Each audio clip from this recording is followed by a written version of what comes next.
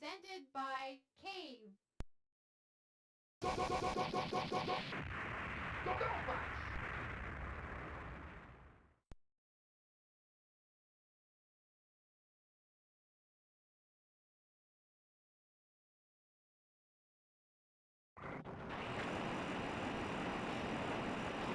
Hey everyone, how's it going? Just getting a quick setup here, and I'll get rolling, letting people join a little bit too. This is gonna be fun.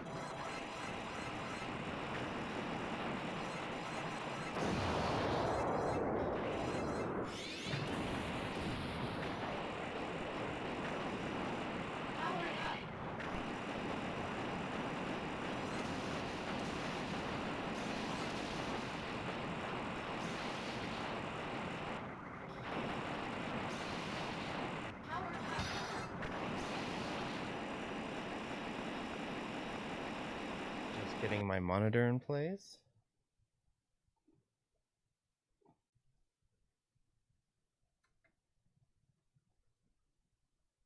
Atlas. Presented by Cave.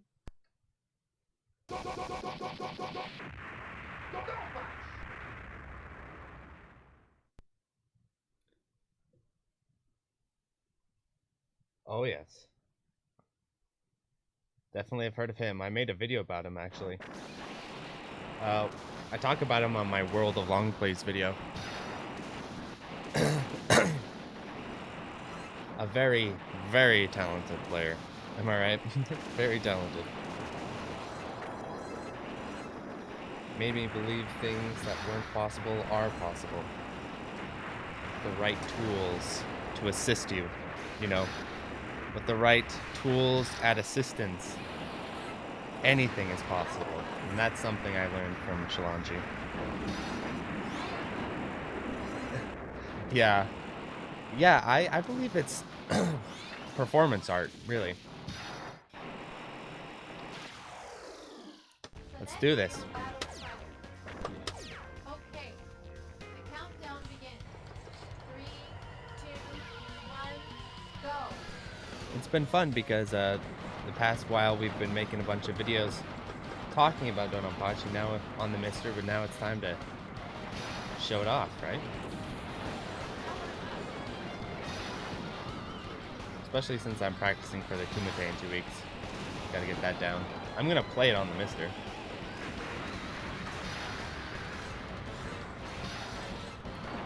Jammers will probably be on main.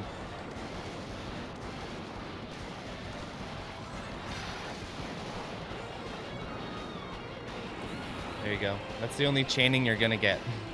The rest is all survival gameplay.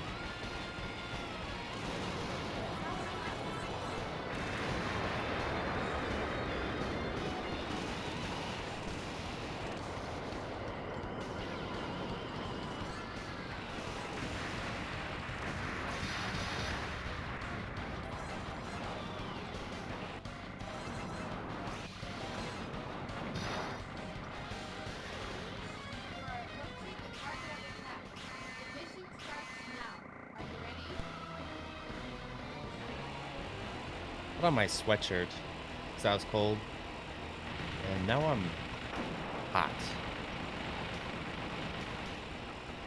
That's always fun.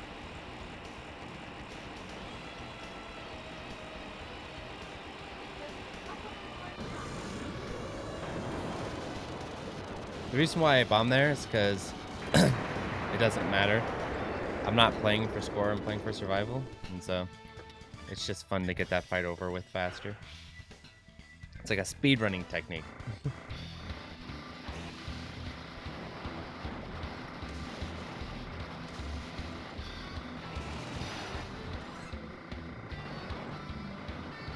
Because I'm going to refill that bomb. On your first life, you can only hold 3 bombs at a time. So that means you're a little bit more free in your routing to bomb stuff if you're playing strictly for survival.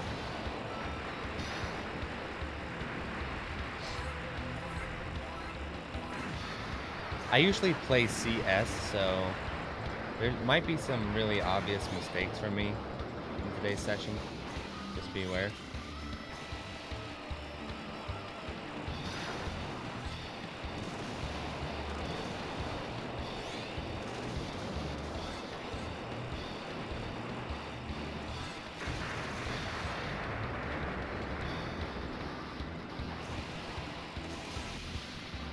Gotta take out those side turns there, otherwise they're gonna give you a real nasty treat.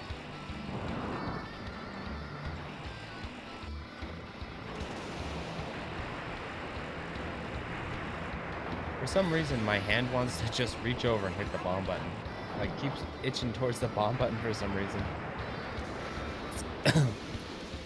I noticed when I do live demonstrations, it's like a habit of mine, where I want to bomb.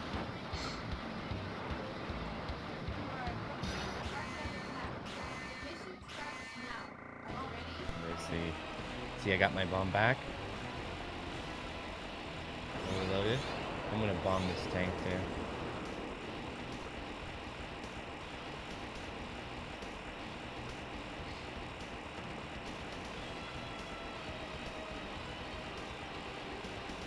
My hands are a little unsteady.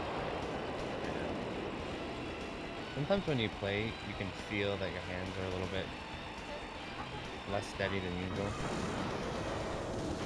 So, fun fact, if they're ever in red health, one bomb will kill them. Always guaranteed. No, I did not. I could not get the scan double to work, Josh. I couldn't. I even went into the I and did like cave, you know, scan double 1. Nope. So I'm just playing on my FreeSync monitor.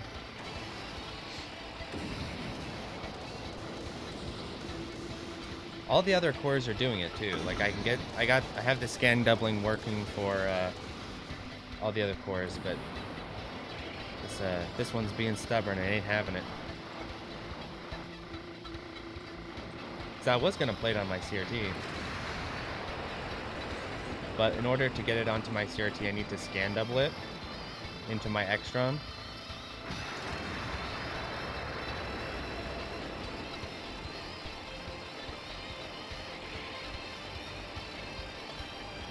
But I mean, I'm playing it on my FreeSync monitor. I play Dodonpachi on this thing all the time, so it's not a huge deal.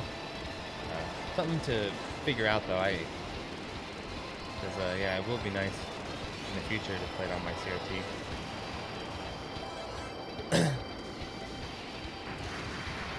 I'm in a little bit of a weird situation though, because I don't think a lot of people use the VGA monitors. You know, I'm sure it works like on a normal PVM or whatever. But yeah, I can't get it to scan double for some reason.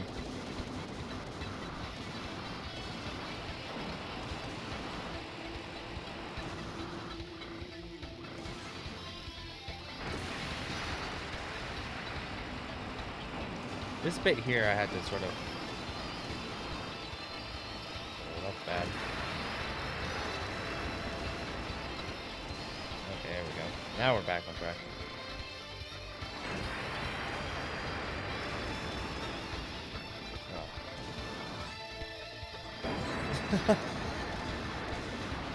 I was pretty off route there. It's okay, first run, you can always play a little bit off route, right?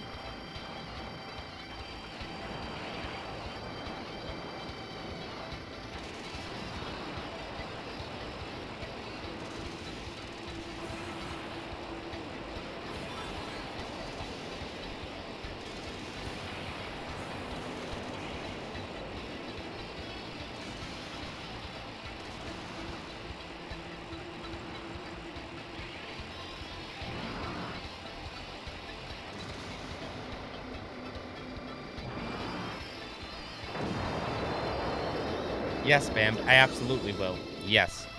Pretty soon here, after the Kumite, I'm going to really focus in on CS, get that 400 mil, and then I'm going to go for some 2-alls with like different ships, AL being the first one.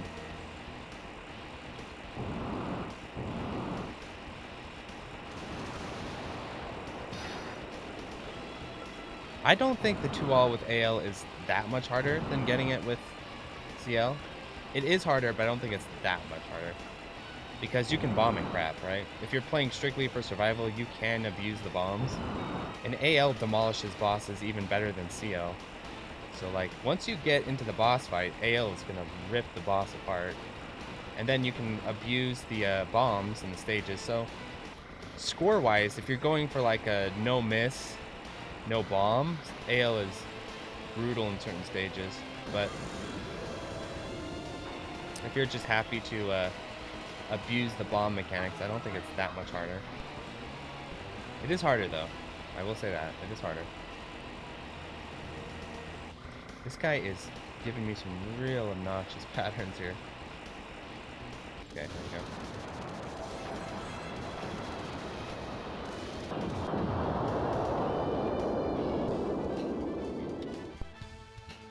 Oh, okay. So it's something you're working on. Yeah, it's not a too big... I mean, I do want to see that happen soon, because it would be cool, but I understand it's like a very specific feature. It's like very specific that most people probably aren't going to worry about. Most people don't play on VGA monitors.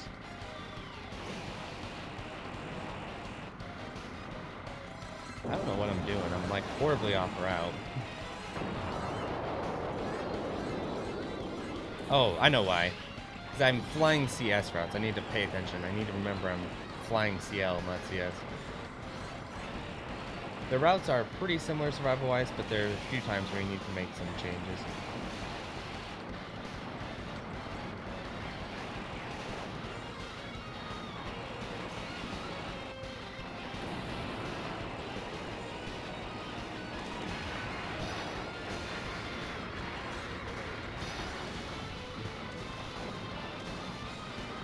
This is a cool little trick. Watch this.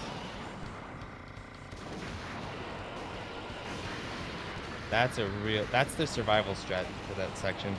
You can do it in both loops too.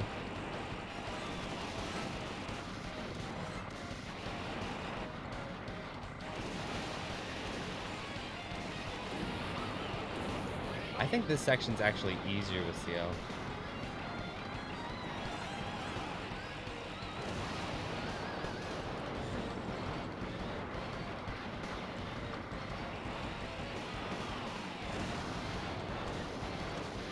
Just because the laser takes these things out faster.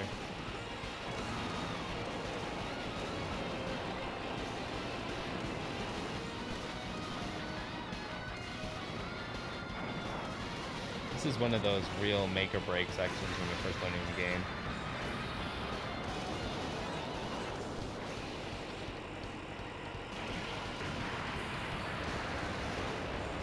This whole bit is actually.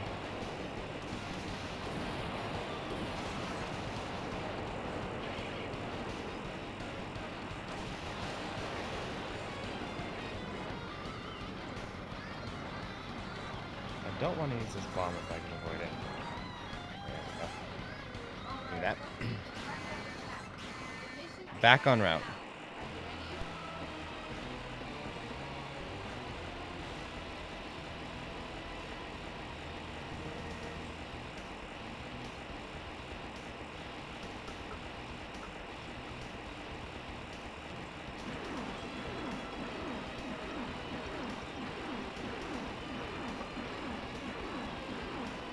Okay, I think I got it just right.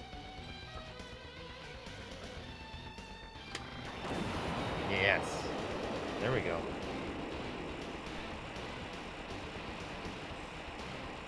I'll move forward to kill him faster. That glitch is way easier to land. When I did my 2-all, I got the boss glitch on the second loop and I was nervous, so I like took a little break to like stretch my hands and stuff, because you can, it's like a, yeah, like you can take like a 3-minute break there if you want. 3 or 4 minute break. Okay. Opening section here. Gotta get it right. There we go.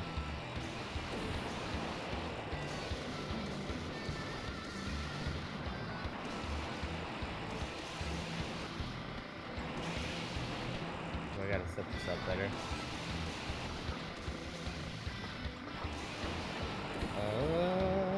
I don't want to bomb, but I have to. Didn't quite set that up.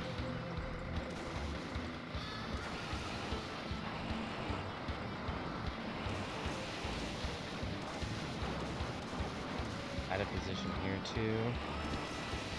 If that was second loop, I would have had to have bombed. There's no way I could have wiggled around it.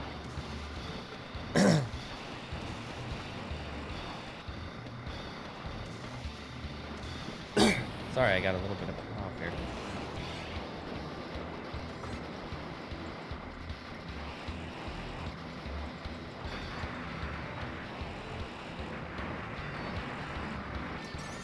Oh shit, I didn't see that. I didn't see the bullet. I was looking up ahead on the screen. No, that's unfortunate.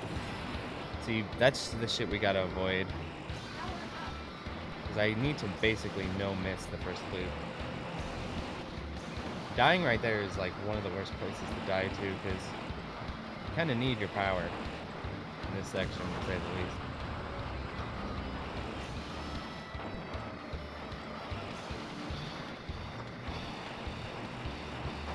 Okay, planned bomb here.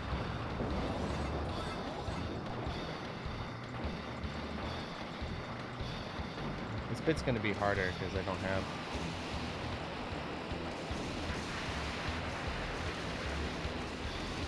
full power.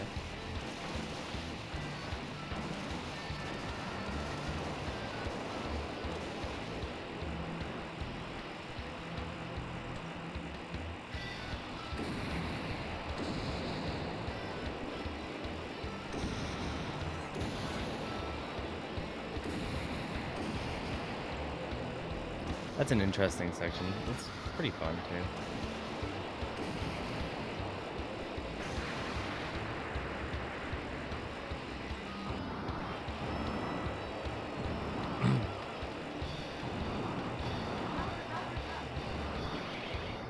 All right, so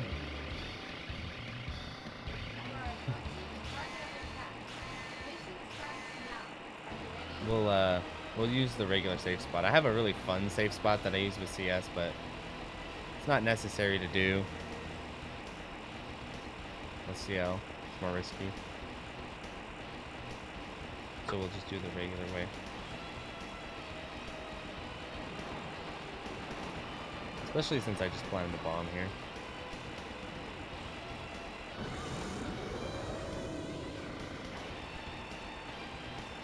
And that should basically kill him. I might need to get on the side of him actually here.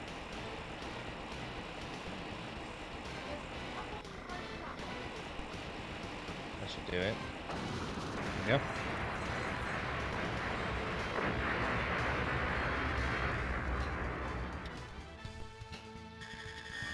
Yeah, the Hall of Hell.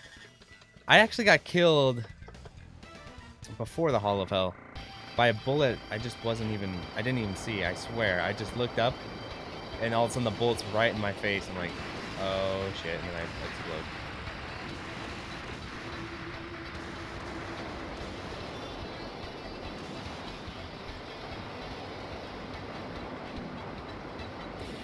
This is the stage where CS is just better than CL in the stage itself. The boss fight's a different story, but in the stage itself, CL or CS is just really good in the stage.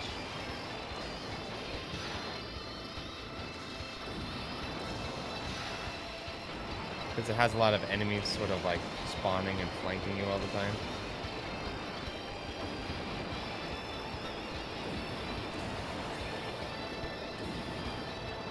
Watch this though. That point blank is brutal. Just take that ship out. This bit here sucks. Especially in second loop.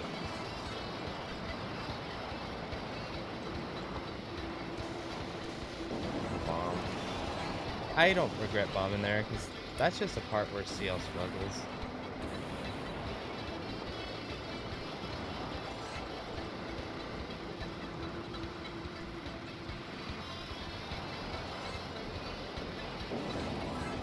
Might as well, right?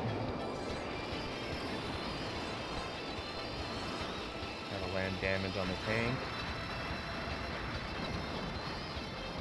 Watch for those really thin bullets. Those will get you. I used to always get hit by those.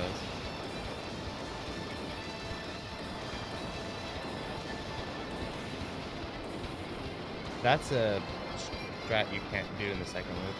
You have to do something else. And every now and again, I'll go ahead and do it, and I'll be like, oh crap.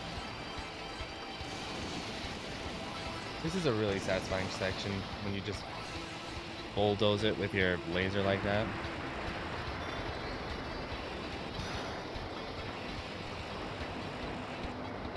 Gotta get the point blank here. Point blank here. You want to kill those early so you can get on top of these blue tanks. I've kind of found if you kind of sit in the center here, that seems to be the best setup.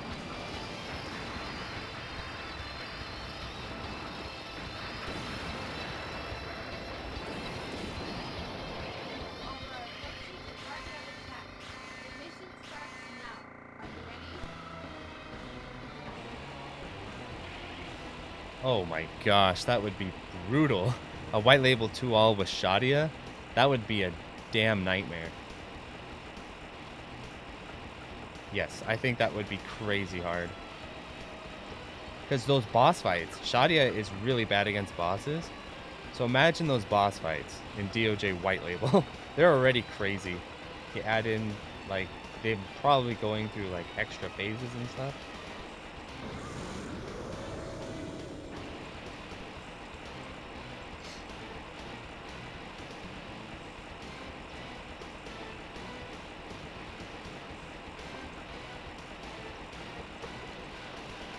Comes the ninja star.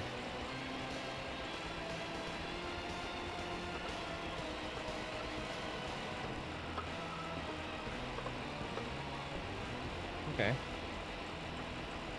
So we're gonna go into the final pattern here. I'm gonna bomb there just to get a nice clean setup on it. I am horribly out of position.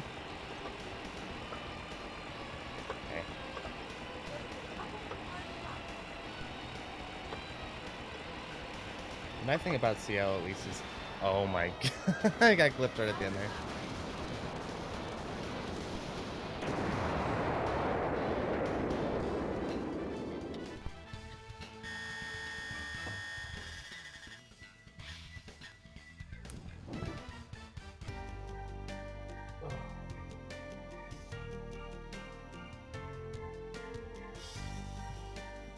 That should be a second loop.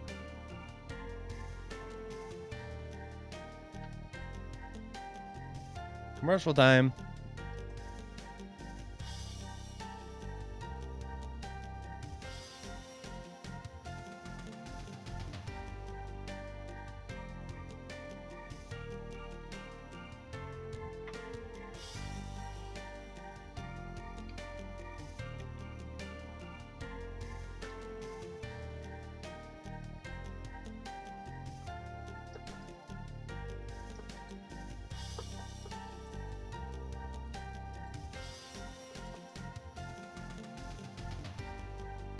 Hey Charlene, how's it going? Did the commercial work? I decided I'd play a commercial during the loops. Why not? Since you have to sit through the loop anyway.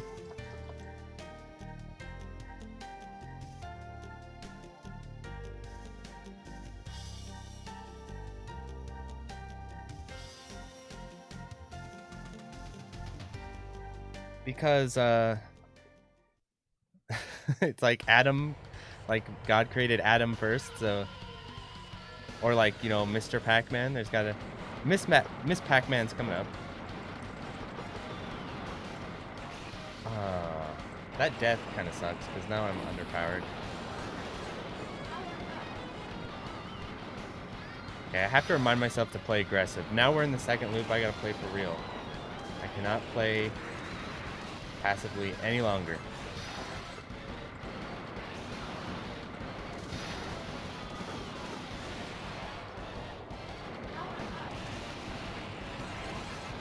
That's what happens when you come into the loop with like hardly any power-ups.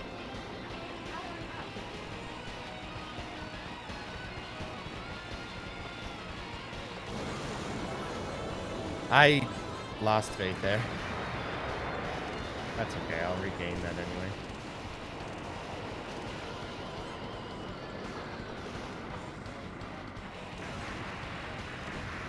The second loop is extremely momentum heavy.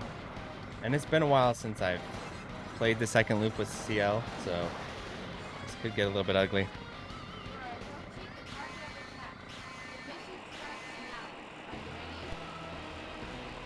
Hey, Bitter. So I have a new strat here I'm going to show off for y'all. I'm going to misdirect this spin attack. With mixed results. I'm not actually convinced if it's good or not to do that. But I think, because I'm not damaging him, that's why. So, okay, so it did work there. I think it works okay as long as you go ahead and get a nice point blank on him afterward. The deuce, the 22. This is a very momentum-based stage where if you're on route, it's pretty straightforward. If you're off route, you're dead. It's like I guess that's the second loop in a nutshell, but this level is especially like that.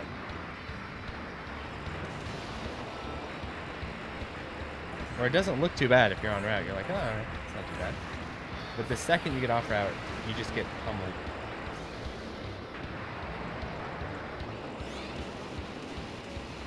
Like that? Like that looked not too bad, but it's because I set it up just right.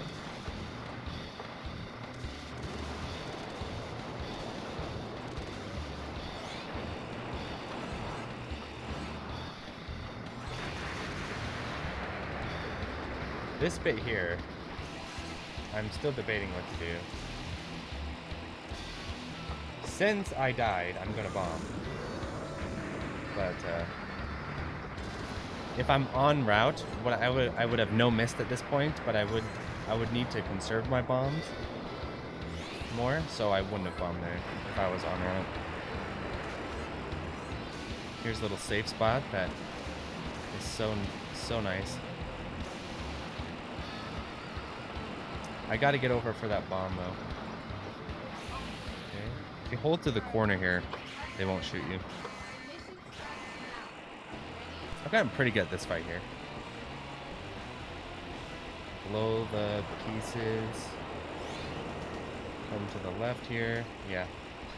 Now the game's pretty wild. The idea here is you can't damage him too much.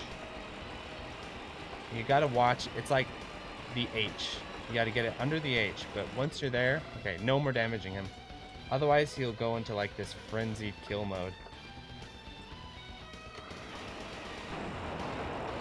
That's insanely hard to dodge. So now I'm just gonna get him down to red health, and then we'll blow his head up.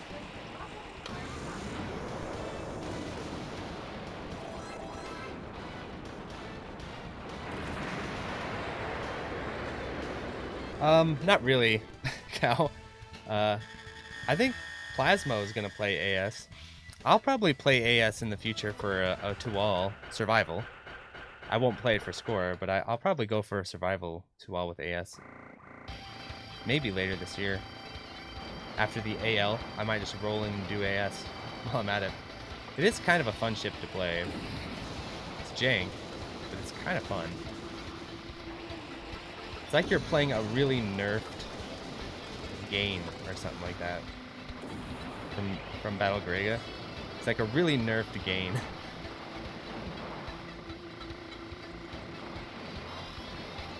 Because of his ship movement and his kind of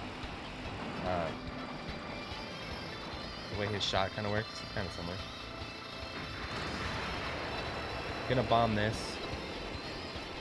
Here's the strategy though. You bomb it, then you kind of delay the laser a little bit so that when he dies... Oh, it cost me. I was trying to swag out. Like, I should have just point blanked him. But if you do it just right, you can blow him up when the clouds are just starting to explode and you get a ton of stars. It's not important. It doesn't do much for you score-wise or anything. It's just really cool looking, so I was trying to do it. But you have to sort of delay it a little bit, and if you delay it too long, he just kills you, so... I guess you saw what it looks like when you mess it up. I am horribly out of position right now, and I'm dead. See? When you're out of position, you just die.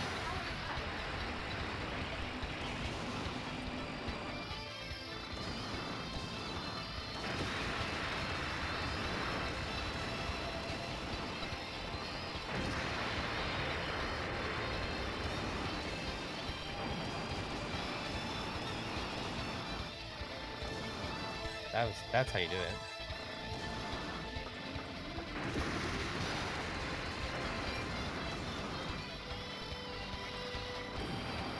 That was nice.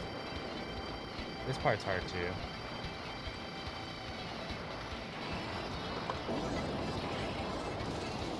That part's just hard.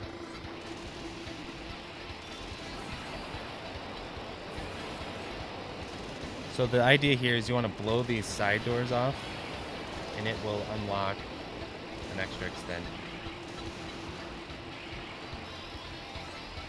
Or side hatches. And the extra extends in this thing. If you blow this up with a bomb, you won't get it. But you can blow up the side hatches with bombs.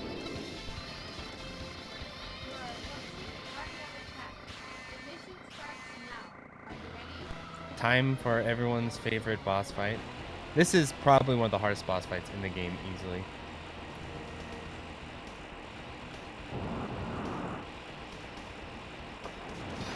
This is a really cool strategy I learned recently.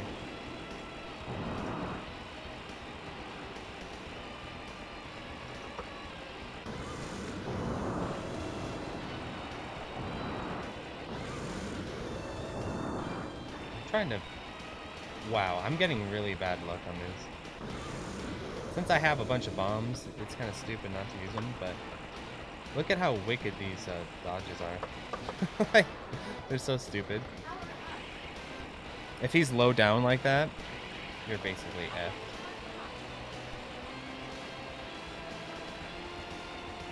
What I would normally do in a run is, I should have like one bomb, and I can get through him with one bomb, but it's risky. But if I don't have a one bomb, I'll normally would just bomb spam him out because his patterns are very wild and scary. And he's the hardest boss in the game besides Hibachi, basically.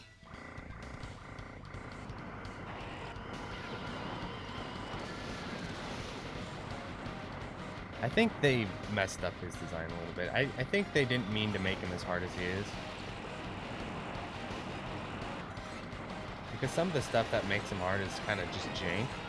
Like the fact that his patterns will speed up and stuff like mid-pattern.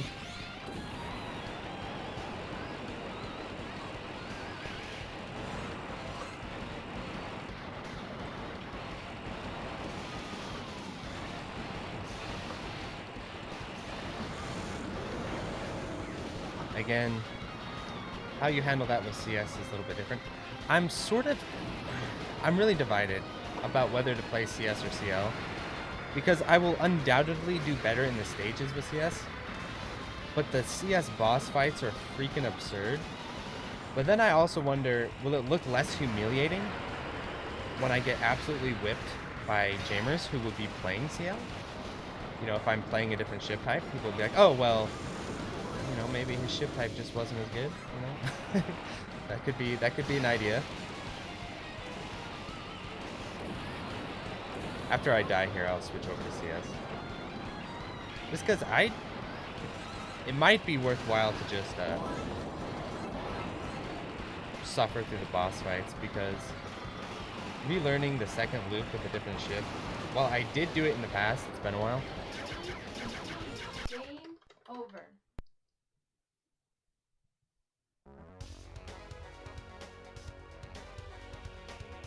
Hey, Daniel. So yeah, it works completely fine if you're running it off of a, what do you call it?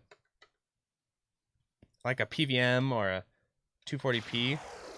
But right now I couldn't get it into 480p on VGA. Okay, I think he's working on supporting that. 3, 2, 1. But it should work just fine on like a 240p signal. Alright, so here's my home ship type, CS. The thing about this ship that's really nice is it has great coverage. It's very reliable as far as like routing and stuff. For survival, not for score. But the huge drawback of this thing is it sucks in the boss fights because it hardly does any damage. But I was thinking like, well, maybe I can route out like planned bombs on the bosses to sort of make up for that. I can't really do that on Hibachi, but if I can get more consistency, that might be better in the long run. So maybe I should stick with CS.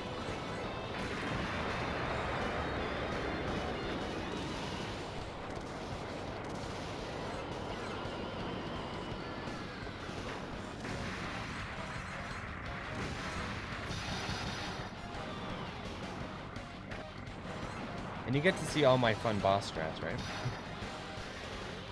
are approaching the target attack. The mission starts now. Are you ready? Oh yeah, you should be fine then. Yeah, it should work just fine on your PVM. It will work on a VGA monitor as well. He just needs to add in the scan double feature. Is all. With that point blank. Getting point blanks with this ship is absolutely critical. It's like your only hope to do well in boss fights is to get big fat point blanks on them.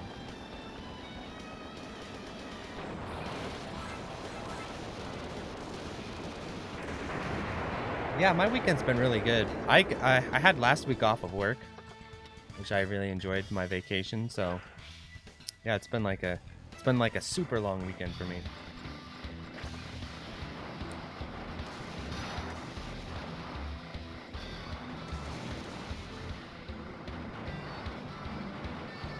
Oh, I could probably like chain these, right? Since I do know how to do that. No, I'm not gonna. I need to focus on survival if I'm gonna do well. We'll worry about chaining after the Kumite. But I do know how to chain the entire game with CS. Granted, it's my own kind of crazy chain route where I don't pick up these, but you know, other than that, I think it's good enough to get the 400 mil.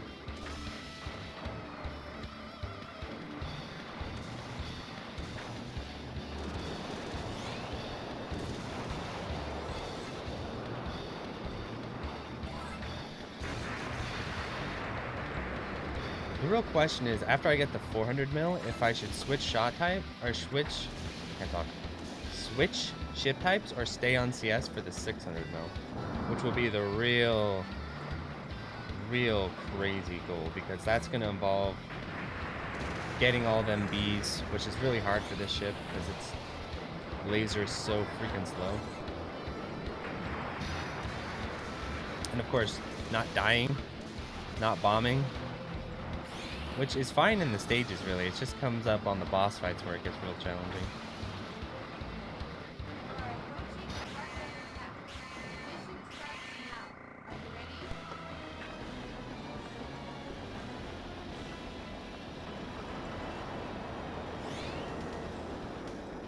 It's probably better I stick with CS. That way I don't have to reroute the whole game in 2 weeks. Or reroute stuff too much.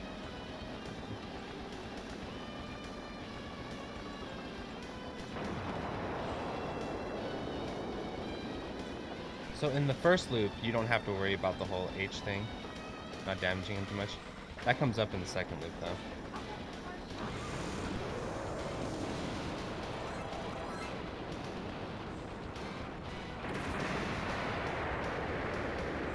$600M is like the whole thing, yeah, KZ. It's getting Bs, no miss, no bomb, and chaining.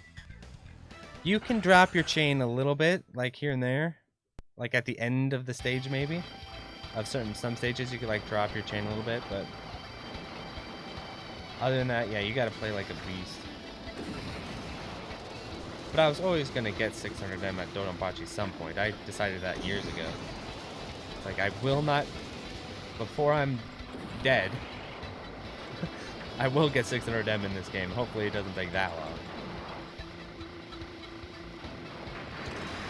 You know, and CS is kind of a cool ship.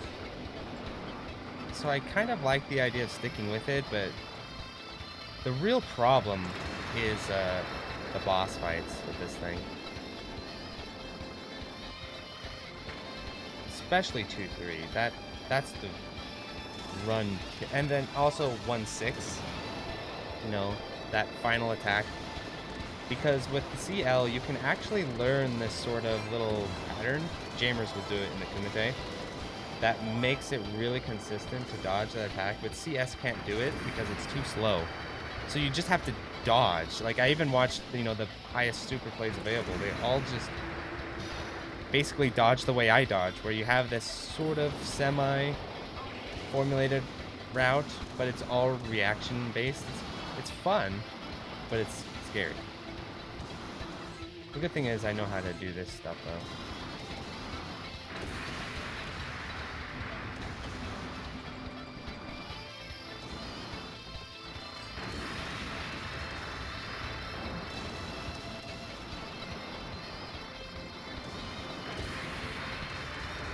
Ooh, that guy had a little suicide bullet moment there.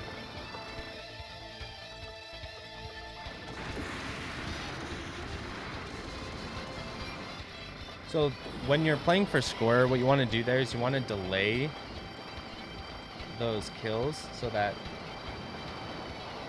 I'm like horribly out of position, but luckily it's the first loop.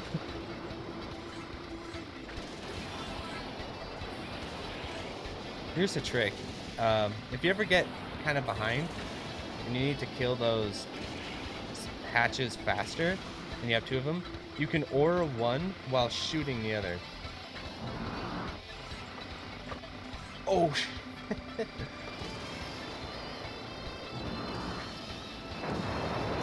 we go.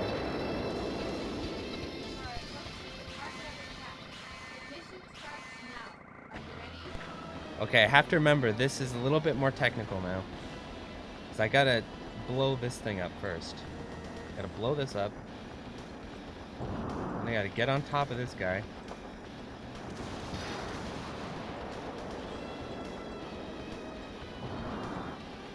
Okay, there we go. I think that worked.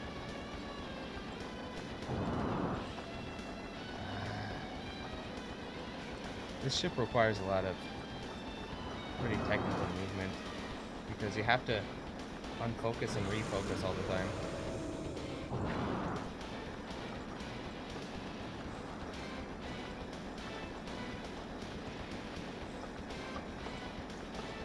You don't want to leave just one of those alive because then it goes into this frenzy mode. This is the pattern you want. This is the happy pattern. Where it's fairly easy to dodge, it goes on forever, and you can just sit underneath him and damage him. This is the pattern you want, especially in the second league. The pattern you don't want are the freaking walls. The one where he like throws those waves. You don't want that one.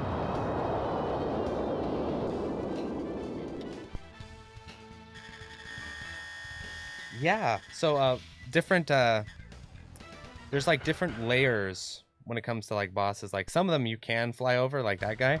Others you can't. Like this boss right here that I'm about to fight, you cannot fly over him.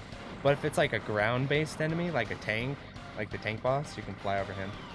The thing about the tank though is if you fly over him too much, he'll throw this like kill pattern at you. So 2-3 is one of the few bosses where you can really abuse that. Or 1-3 and 2-3. And 1-5, you can abuse that when you fly up into the cockpit.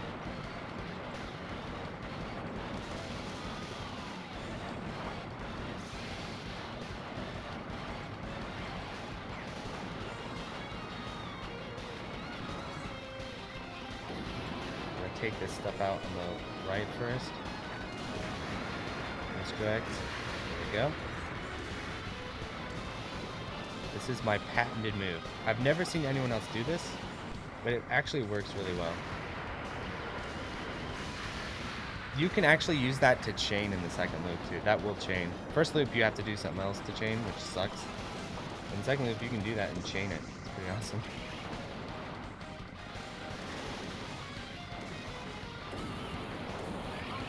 So the idea here is you won't have to sit beside them, and as soon as they fire, you have to go underneath. That's the idea. You sit beside them and shoot, just sort of suppress these little tanks, and then as it fires, you have to immediately fly underneath them.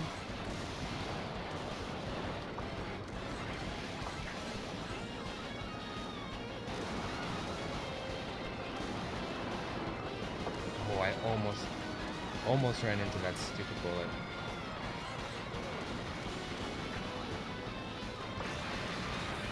So the way it works in the game, for those who don't play a lot of Dodonpachi, is the laser of the ship not only is slower and takes longer to come out and doesn't pierce things, but it also just straight up does less damage. So it takes longer to kill things. So a lot of the time with CS, if you can get away with not lasering, it's probably better not to. But there are certain enemies that you have to laser them because they're sort of built to where like shot damage just takes forever to kill them, even with CS. So this fight sucks with CS. With CL, you saw I got that glitch, remember? Where you do the right amount of damage, and then you lock him at a certain time, and then you can glitch him. The thing about CS is that he doesn't put down enough damage to make that happen the first time.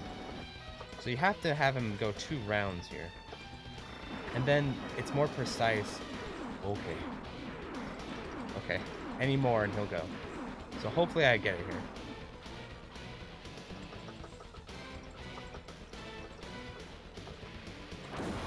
And the window of opportunity is lower. Like, you have less of a chance if he does it twice. It's really obnoxious.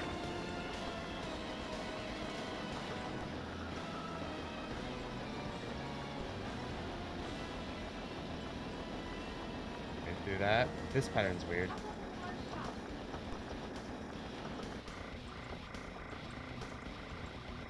I'm shooting because you kind of have to, because you're so slow that you can't maneuver around it with your laser. You have to just shoot it and run away. Got away with just 1 bomb on him. That's okay. First loop, it's fine. First loop, it doesn't matter. It's the second loop where that really starts to matter. I've been thinking about like learning some kind of bomb strat in the second loop though. I think pretty soon here I'm going to do some safe state practice where you like bomb him early on to save up enough damage so that you can do him in 1 go instead of in 2. Or I wonder I'm actually curious what will happen if you like bomb him. If that will like have some interesting effects, or if it will negate the glitch. Like if you bomb him when you would normally shoot for the glitch. A lot of stuff, a lot of questions to play with.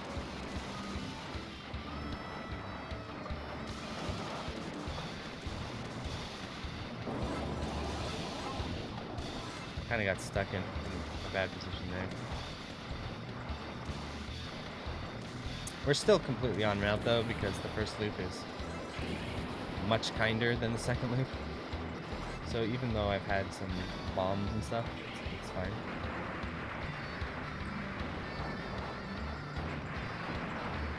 Ah! I need to reroute that.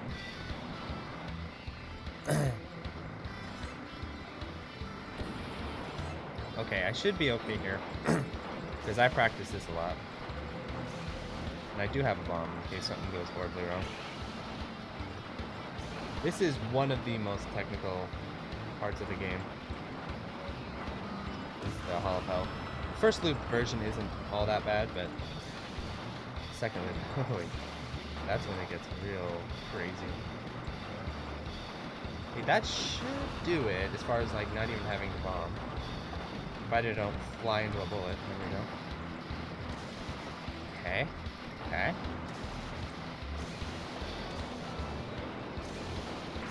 This is awesome. Watch this. You can only do this with CS. back up and shoot them. Once I figured that out, watching a replay, I was like, wow. Life just got easier. Because before I was trying to do like CL strategies where you fly over them and suppress them with the laser, and that's actually pretty hard. This area is harder with this ship type because it takes longer to kill those things.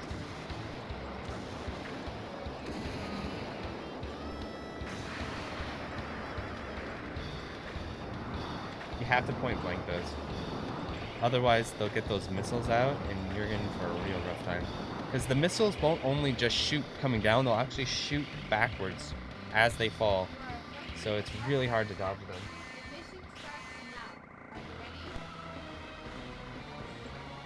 Feeling good. It's feeling good. Watch this. This is patented Mark strategy. Only I do this. I've never seen anyone else do that. But you get a huge point blank off. That's why I do it. You get this massive point blank that you wouldn't get otherwise. I think I'm out of position, so I'm gonna bomb. Aye! I thought the invulnerability would last.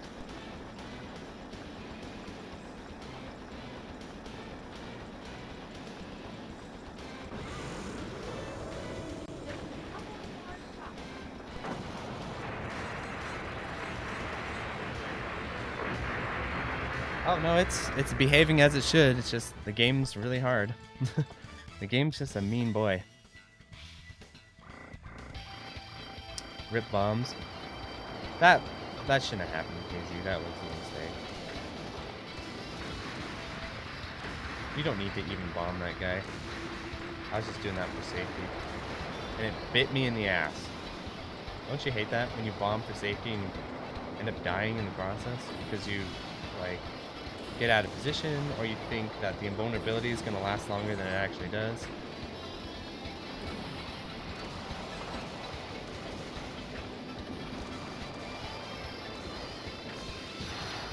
Okay, I should read.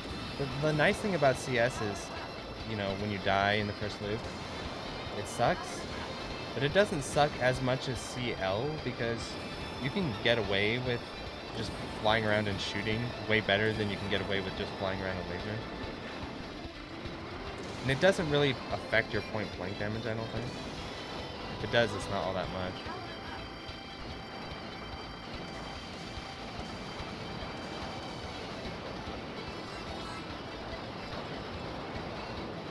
That's how it's done.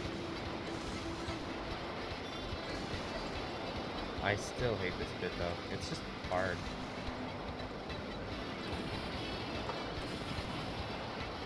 I'm like crazy out of position. You have no idea. We're making it work though. We're making it work.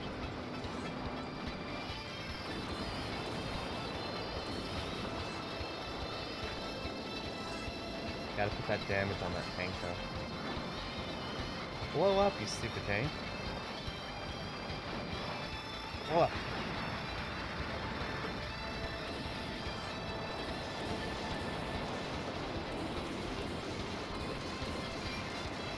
Can't believe I switched that without bombing. This bit's kind of hard.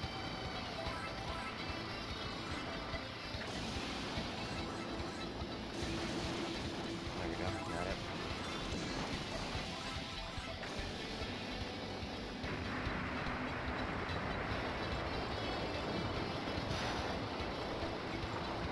Have to land this point blank. This one's even harder to land.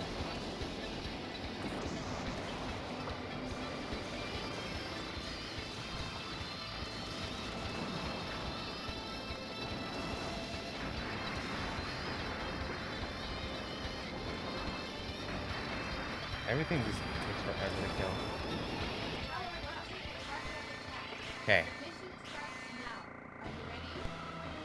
So we are sitting on...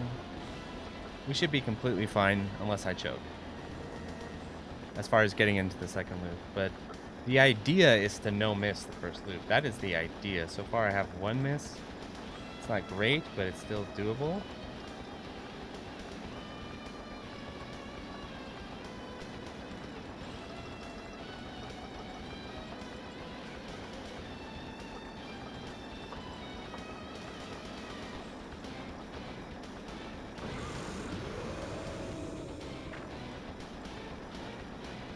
kind of don't mind bombing there because it does reduce the amount of ninja stars you have to dodge.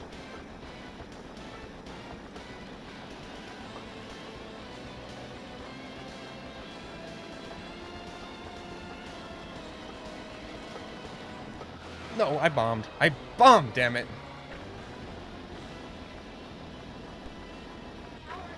I honestly might start bombing the ninja stars. That's what happens when you get out of position. Kill me.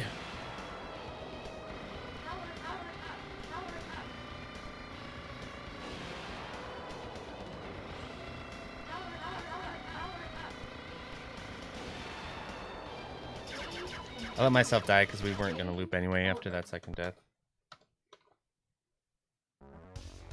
Yeah, no miss means not dying.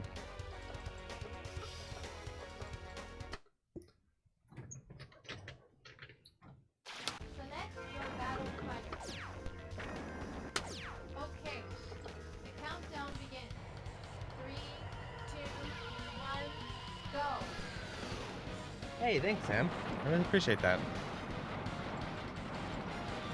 The thing was, is since I didn't get the loop, I didn't get to run an advertisement.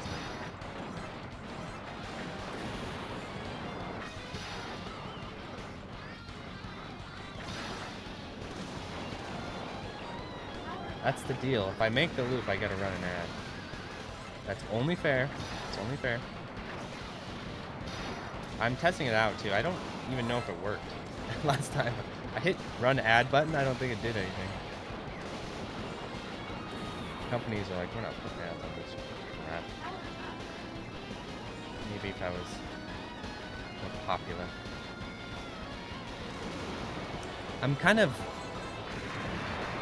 I'm really, as a streamer, I'm really lost right now as what to do. Because, as you noticed, I've been streaming on YouTube instead of Twitch. I'm not sure if I want to go back to Twitch or not. I don't know. But the problem is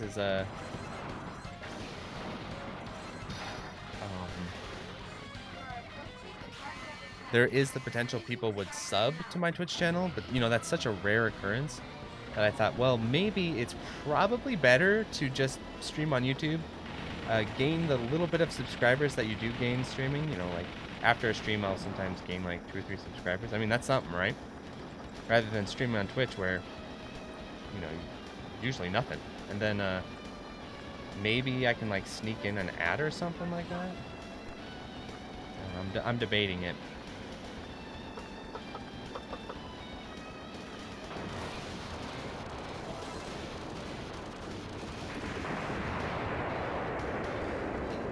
Yeah, definitely, Charlene. They're definitely higher on YouTube. More people are tuning in and watching. That's undeniable. I basically, the question is which one would be more healthy for the channel, you know? And I'm suspecting that YouTube is the way to go, so I'm trying to figure a way to do it productively.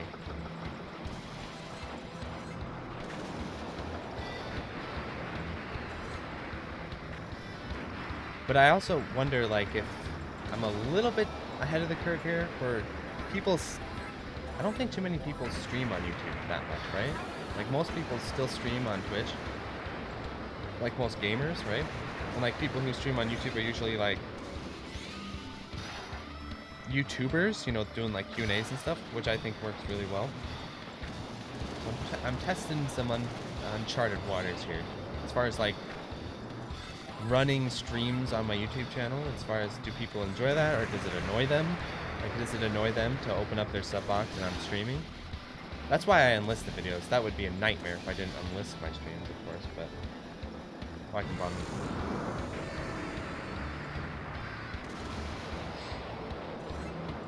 Like, no one has advice on this either. I was looking around. No one has any sort of analytics on this or any sort of advice.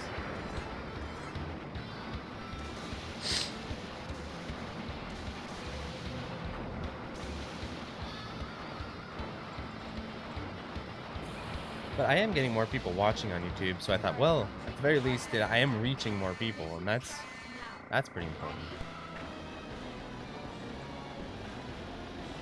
And it doesn't seem to be annoying my subscribers. It doesn't seem to be annoying them. You never quite know, but...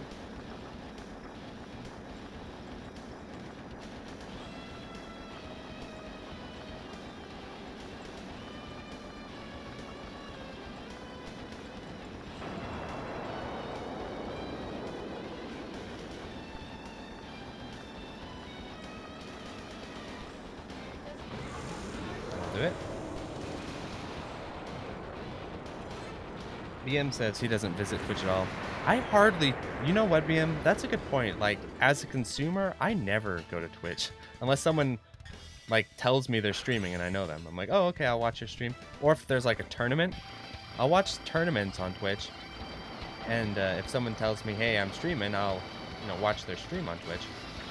But as far as, like, going to Twitch just randomly, I never do that, like, ever. I never just pull up Twitch and open it and see who's streaming. I never do that. But I'll do that on YouTube all the time. I'll pull up YouTube and be like, hey, what's going on? But that might just be me. Weigh in on the chat. How often, unbiased, not your personal preferences, just from pure behavior, how often on a daily basis do you open Twitch and unprompted, just on your own? And how often do you open YouTube unprompted on your own? For me, it's like 100,000 to 1. I always open YouTube unprompted.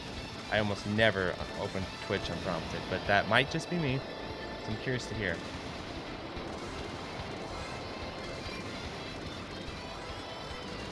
And it can't be a notification either. So it can't be like you're sub to your friend or you're sub to like my channel or something and I go live on Twitch and you see it on Discord.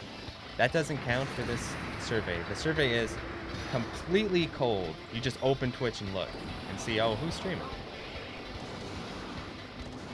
So I think that's the real test.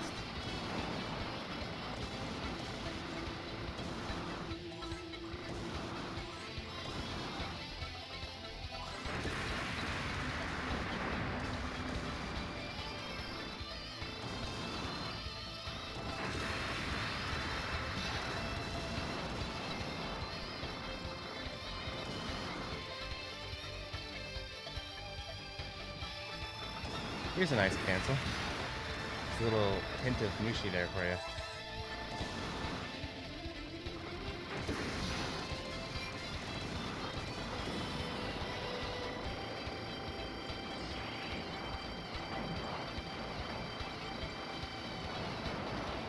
There we go, that should do it.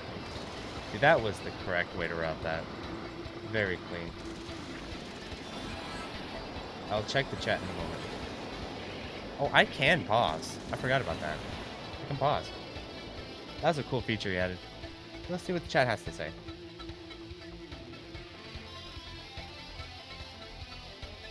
So we're reading the chat for a moment because I'm really curious about this. Salty bets every now and then. Okay, that's from Sam. Gladius, I've been using Twitch less and less often as of late because I know they've been doubling down on cracking down on ad blockers. Interesting. So the thing is, here's another thing too, Gladius, now that we're talking about this, is that I am happy to purchase YouTube Premium. I've actually had YouTube Premium for 2 years now. I'm a satisfied customer with YouTube Premium for a number of reasons. One, I don't feel guilty watching people's videos with ad blockers because they get my premium revenue. Like if I watch your video, you get a little bit more from me than you do like the average person. And a lot of people just ad block watch your videos too. So like having a premium viewership is very good. So, you know, that's the big thing for me, is that I'm actually supporting fellow YouTubers by having premium because they get more money from me if I watch your videos and I don't have to sit through ads, which I hate. The other thing about premium that I really like, and it's another huge feature, it's arbitrary, but hey, whatever, is that YouTube allows you to lock your phone and listen to videos if you have premium, but if you don't, it won't allow you. Of course, that's very arbitrary of YouTube to implement that. But being said, it is what it is, and so that's another huge bonus of having premiums, where you can listen to videos on your phone without having it, you know, active. You can lock it. Huge bonus there. The third one, though, that a lot of people don't talk about, that's actually, for me, another huge one, is that you get access to a shitload of music with YouTube Red or YouTube Premium, like a lot. like new albums come out, you can just stream the whole new album off of YouTube. I mean, I love it. And they have a massive library. It's pretty big. And you can only have it if you have YouTube Premium. So like, for instance, let's say you want to listen to Grimes, for example. You can listen to all of Grimes' album, like her official Google Music stream off of YouTube Premium. It's really cool. So for all those factors combined, I enjoy having YouTube Premium. But no way in hell would I ever have like a Twitch Premium. No way. I would never purchase that in 1,000 years. It just would not happen. Because I just don't think it would have enough bang for the buck.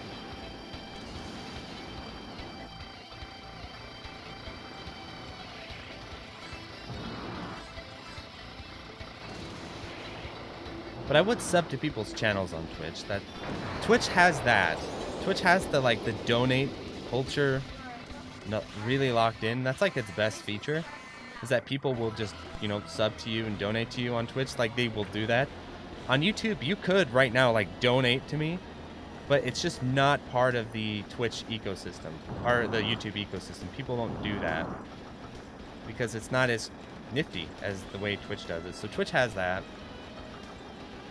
But I also think that being partnered on Twitch, I regret becoming partnered on Twitch for a lot of reasons. And so that's a huge drawback.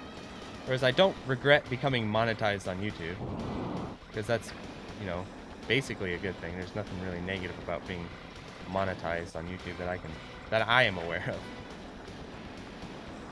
And it's not all that easy. You gotta kind of grind for it.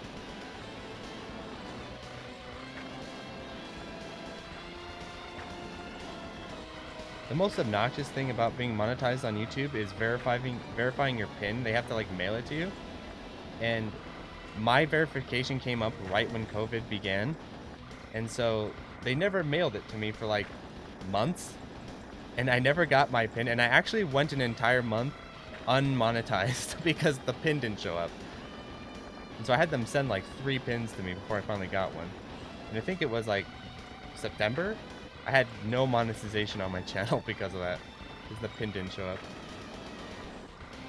And another obnoxious thing about YouTube is there is like literally no customer support, barely any. I did get them to fix a video though, so I can't complain too much though. The Shmup Slam Day 2, something went wrong with Day 2, and it got stuck at 320p or 360p, but it should have been 1080p, and I'm really invested in the video quality of my videos, especially like something like Shmup Slam. So I actually contacted YouTube technical support and they fixed it. They got it back into 1080p. So can't say they don't ever help you, because they will. You just have to jump through 1,000 hoops to get there.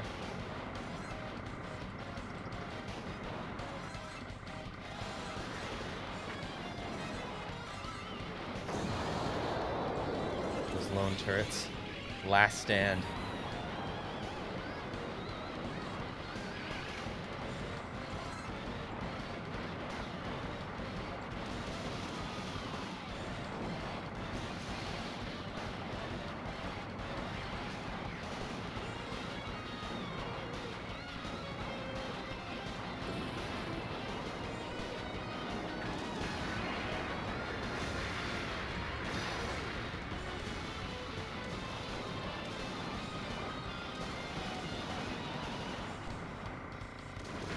So the moral of the story is I'm seriously considering just not using Twitch altogether anymore, and just putting all my eggs in the YouTubing basket. And it kind of makes sense, right? Like you don't want to divide your work across platforms if you can avoid it, because it doesn't always translate. It's harder to translate. And the flow of viewership is always from YouTube. It's so rare that someone will say, I have no idea who you are, I have no idea what you're about, but I am watching your stream right now on Twitch. Like, that's so rare. But people on YouTube, it's like when people tune into my Twitch stream, almost all of them are people who know me from my YouTube channel, right? Which makes sense. So then you start to wonder, like, why don't I just stay on YouTube and more people will find me, right? Like, more people will discover me. everything less. All thoughts on the matter. Well, the one fun thing about Twitch that I will say is really fun is you can play copyrighted music and kind of get away with it. Your stream will get muted, but you won't get like. But since you're not really getting monetized anyway, like being demonetized isn't a big deal. And I think on YouTube they will like murder you if you try and play copyrighted music during your stream. Like it's more than just muting. I think they might like copyright strike you or like stop your stream. So that is the one fun thing about Twitch. But then, yeah. But then you're not really supposed to do that. So then sometimes I wonder if I should just like Discord stream it, like Discord stream me playing copyright music. And then what are you gonna do? You know, no one can stop me from doing that. And I just like send a little message out like, hey, I'm streaming on Discord. So I noticed Airpo doesn't even try to go for the glitch in the first loop.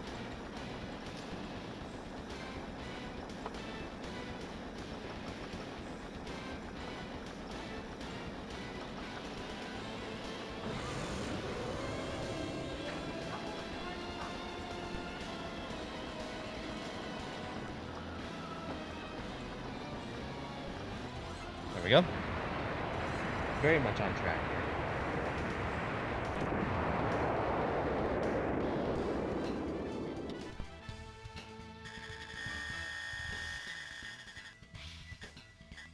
Yeah. So, sorry, here, let me respond to some comments. Yeah, I wouldn't get Twitch Prime. Definitely, I agree there. Yeah, Daniel's saying he's got YouTube Premium. Yeah, I have YouTube Premium as well. Pausing is cheating. This isn't a score run, though. This is me just practicing. So, yeah, pausing is cheating. Like, if this was a legit run and I was trying to get a high score or something, yeah, I wouldn't pause. But this is like me practicing on stream, so I think it's okay. But yes, legit runs, you're not supposed to pause them. I only watch streams while you're working.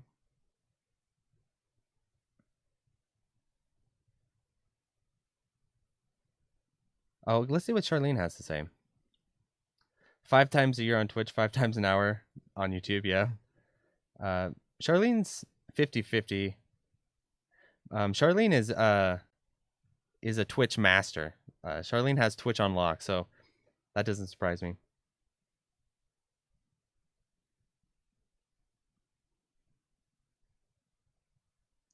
Yeah, Action's saying that Twitch is badly managed. Absolutely. I agree.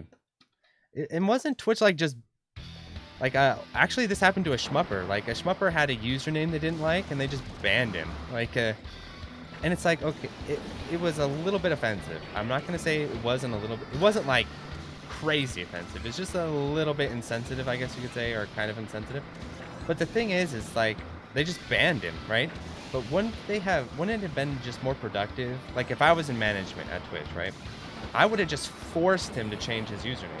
Instead of just banning his channel, I just would have forced a user, like given him, like every time he tries to go back to that username or have some kind of offensive username, I would just have some kind of algorithm change it to like some stupid generic name every time. Like Skater Dude, happy to be here, you know, or something stupid like that.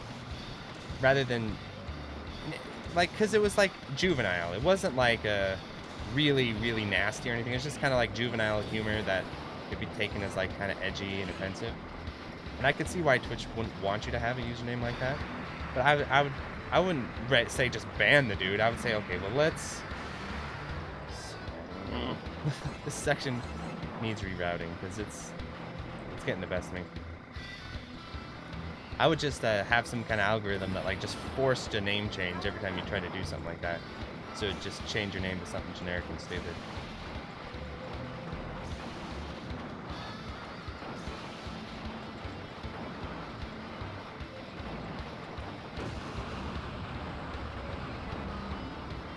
Like that came up on the Discord of way back in the day where someone had kind of a controversial username, but it wasn't like outright nasty, but it was like sexual. It was like, the username is a little bit sexual, a little bit overly sexual. What do we do about this? And so my suggestion was, well, worst comes to worst, I'll just force change their username. I won't just ban them because, you know, their username predated them coming to the server. So I'll just force their name to change. I think that's a somewhat fair solution there. I mean, if you have to do something about it.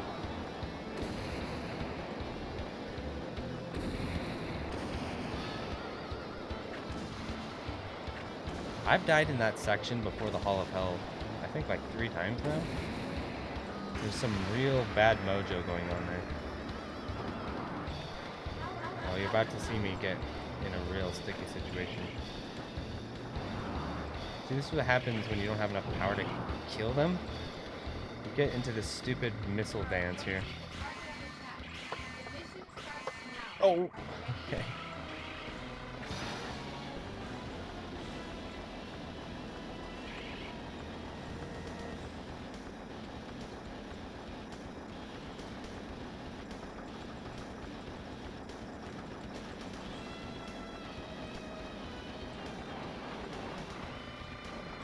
I honestly don't know what YouTube does about that, though. Maybe YouTube would ban you, too, if you had, like, a kind of naughty little username.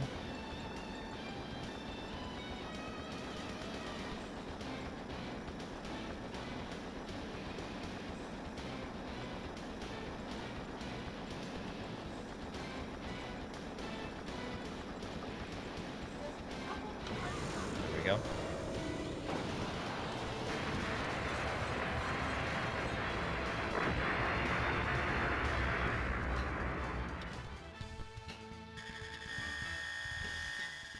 Oh, Daniel's asking, is the 360 game a sequel to this? It's the sequel after the sequel. What do you call that? The sequel to the sequel. So the order goes Dodonpachi, that's this game. Dodonpachi DOJ, or Diajo. If you want to count B-Storm, well, let's say B-Storm's like the spin-off game, right? It's like ninja. It's like a ninja. I'm trying to think of a spin-off game. Anyway, you know, it's like a spin-off game, B-Storm, if you want to count it. But the like canon sequence is, and Cave makes it canon. Like Cave writes out B-Storm. So it goes Dodonpachi, Diajo, however you pronounce that, and then Daifukatsu or Resurrection. That's on the 360, and then the sequel to that, Sai Diajo, Joey. I don't know how to pronounce it, but that one, SDOJ as I call it, is the 4th, 5th, remember? The 4th, the 5th.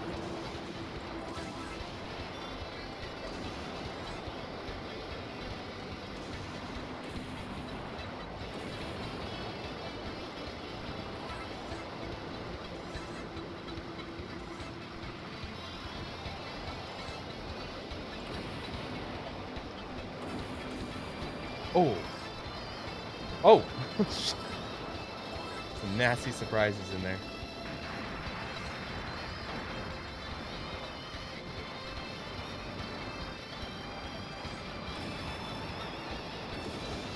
So this is how you do it in the No, it's not. Never mind. That's not the second loop route. I was about to say this is the second loop route, but it's not.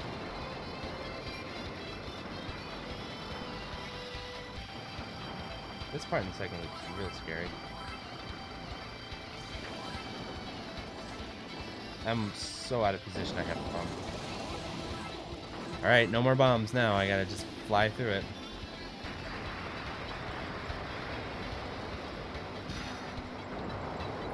I can no miss the entire first loop and no bomb. So, like, I'm never guaranteed dead in the first loop by any means. I don't have to have bombs. It's just nice to have them for safety.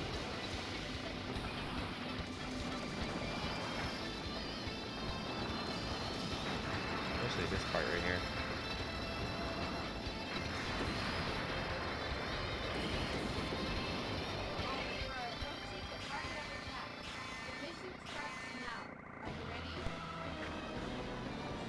So it's kind of like it's a type of emulation, yeah, where it's hardware simulating other hardware. So it's emulation of a special kind. which is pretty cool. But it's very similar to how it acts on the PCB. Very, very similar. As similar as I can't talk. Similar as I can find, right? Like, I can't really detect any differences. They might be there, but they're gonna be pretty minute.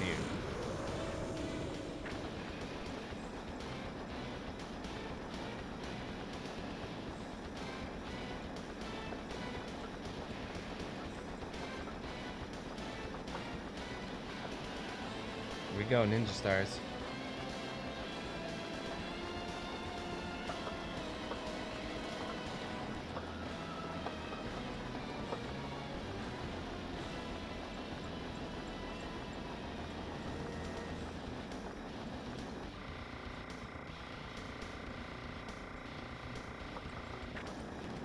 The idea of shooting there was we wanted to delay damaging him a little bit so he'd go upwards. Kinda worked, kinda didn't work.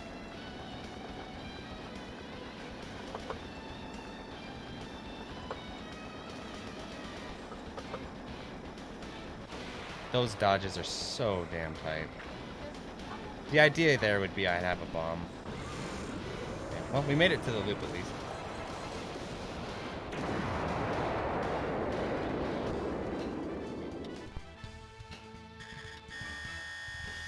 Advertisement time.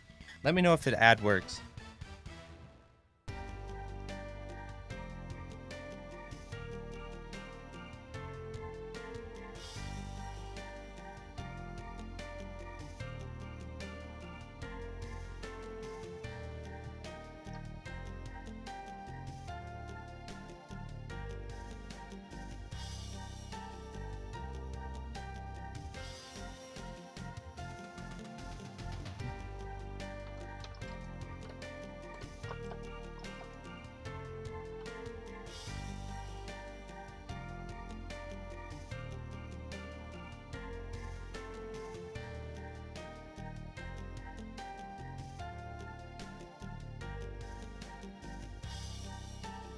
Dodonpachi Gaiden, that's good.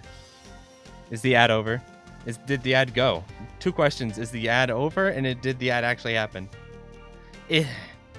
I don't know. There's a button that's supposed to add ads in, but I wonder if it's supposed to be like if people replay the video. And who's gonna replay the live stream? I mean, come on.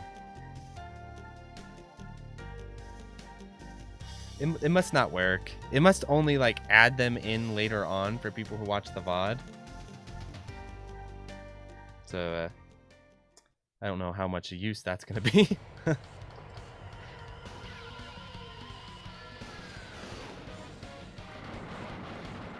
So this mid-boss here is going to be stupid because I'm powered down.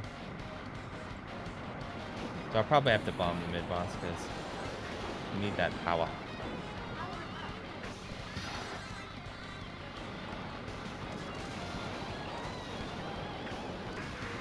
Getting that point blank is critical because if that thing fires, you're dead.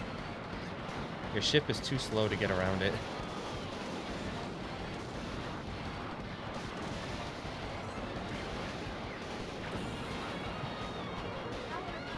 Okay, so let's see what happens here. I'll probably just bomb. That's a bomb, if I ever saw one. That was a really bad roll. So that thing has a lot of RNG. Where to have random patterns, you can technically dodge all of them, but some of them are insanely hard and some of them are very easy. Just depends on your luck. We are in the second loop though. Work does suck.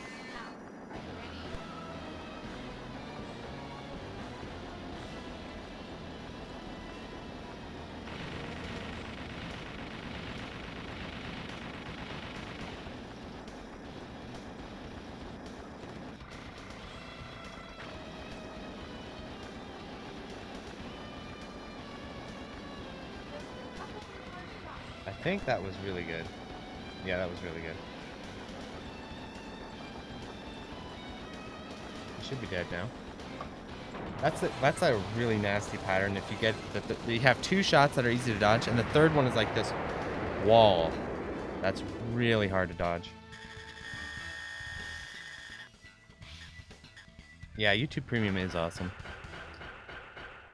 Also, Walrus, I thought Dodonpachi Gaiden was... That's great. Exactly what I was trying to say. Kept trying to say something along those lines and it didn't quite come out. Yeah, B-Storm is like Dodonpachi Gaiden. Except, have you noticed, Gaiden games and shmups are like really good for some reason, and they're not very Gaiden at all. Like, there's nothing really Gaiden about Darius Gaiden, right? Like, it could just be another Darius game.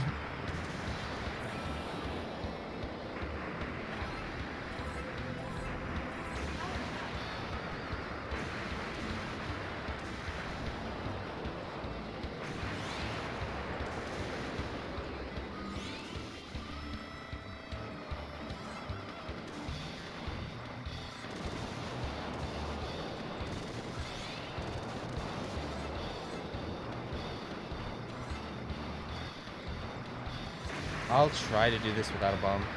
So I might die here. I might die here. But I'm going to try to do this without a bomb. And the real hard part is right here. If I can get through this part, I should be okay.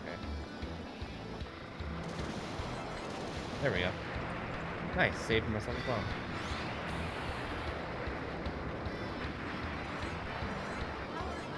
This isn't a true safe spot with CS because they'll shoot you. You have to kind of... It's like a half of a safe spot. You have to maneuver around every now and again, but... If you hug the corner like this, they can't hit you. That's a little tip.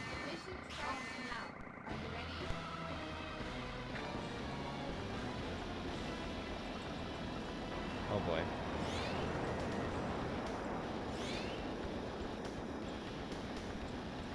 Okay, remember, I can't do too much damage on this thing, otherwise it goes into its kill pattern. H. Under the H. Right there. Any more damage and you would have got into it.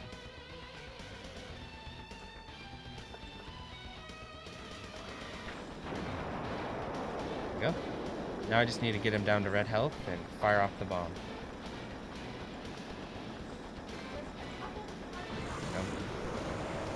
When he goes red, that's when he gets really nasty and he shoots this massive wall of those needles.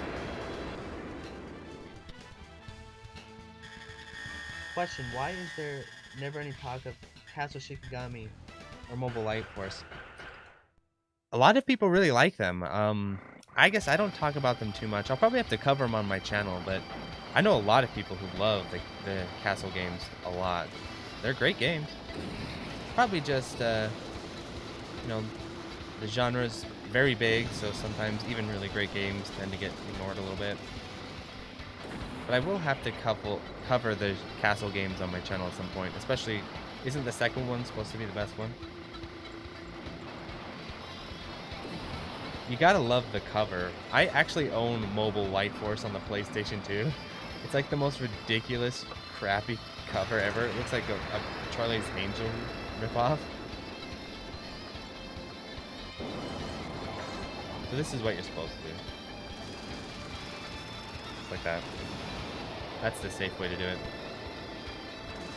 The fun way, though, is to delay it a little bit and try and get the star ball.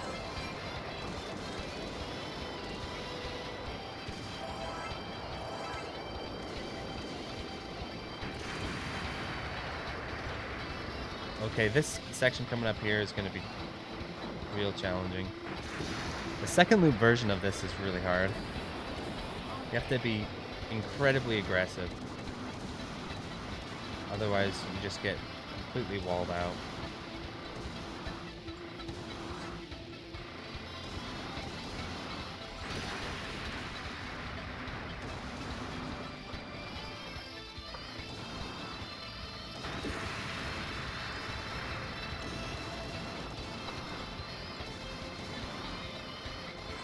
Blow up already.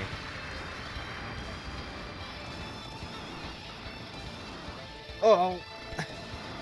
That was bad. I'm gonna have to bomb here. Oh, or not, or not. That was, I don't know if that was brilliant or lucky.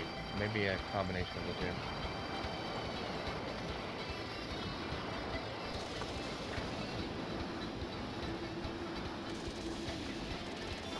In the second loop, the hatches take longer to kill. Watch this. So you aura one and you shoot the other. That's the real sauce right there. Very out of position. We're gonna have to bomb. Not what we want, but you know, better than dying. Okay, 2 bombs. So this is doable, but it's actually gonna be kind of hard. So I'm gonna have to really, really do it here.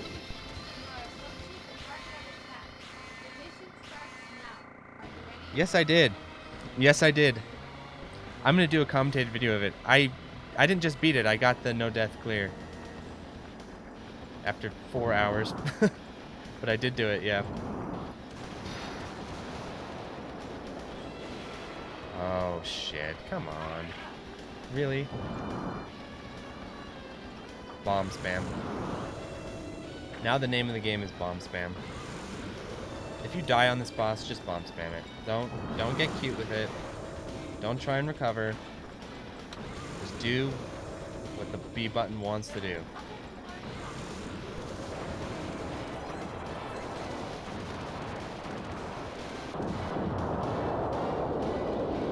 Really? I didn't know that. I've never actually played it. I bought it for like $3. I never actually played it.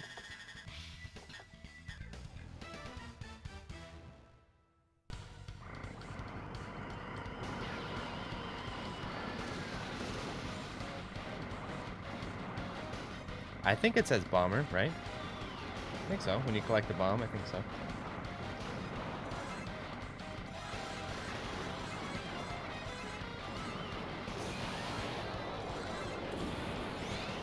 We'll find out somewhat soon.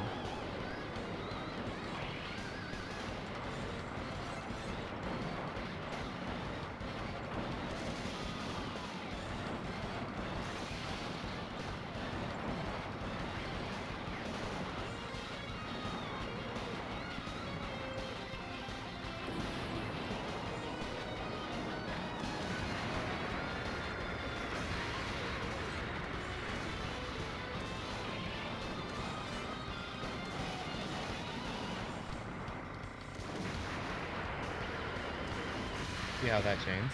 Isn't that cool?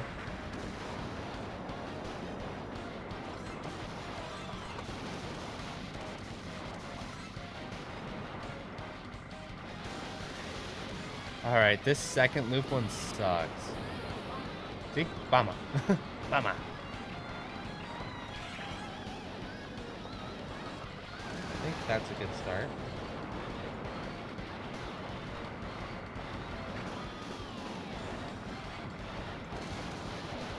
Oh, I did it. One more.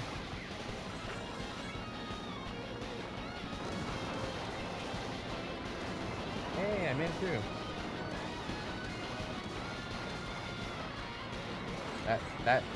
It looks easy-ish when you get it right, but it's so hard to get right that it's actually incredibly difficult section.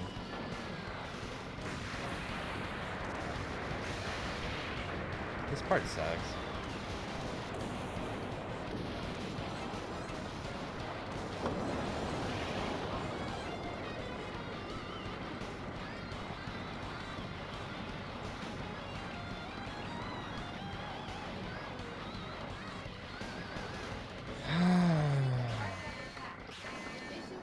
What to do here? I have 2 bombs. I think I'll just try and take him out with the 2 bombs, to be honest. I think that's probably the smarter thing to do. Rather than trying to get cute with it. What I'm gonna do though for the Kumite is I'm gonna practice this bit.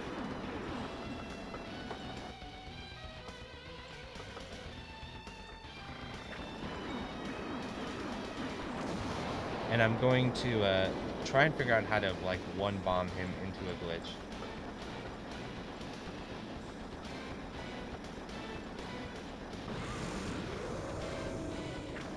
Oh, 2 bombs might not be enough. I don't think it is. Shit. Oh boy. Okay, it was. It was. Barely.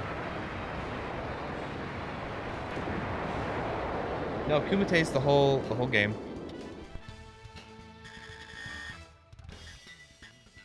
Kumite is going to be a survival two all head-to-head between Jamers and myself. And I will be destroyed by Jamers in glorious fashion. But my true goal is just to try and get a somewhat respectable run up, hopefully a 2-all. But it's not a 2-all, that's not... Oh, I thought I had a bomb. I thought I had a bomb. Forgot I didn't. If I don't have a 2-all, you know, as long as it's pretty respectable, I can...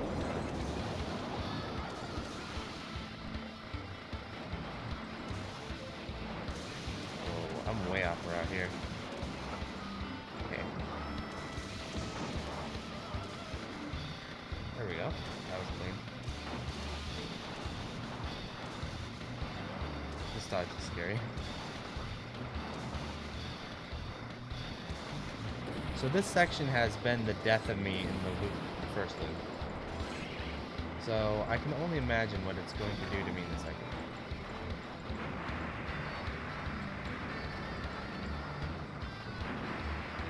I'm gonna bomb. I'm just gonna do it. Got a pile of resources. Might as well use them.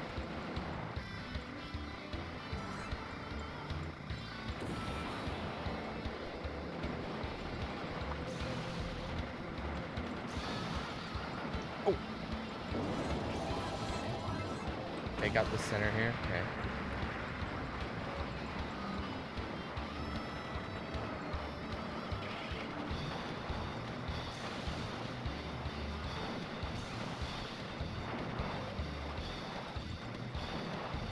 Okay.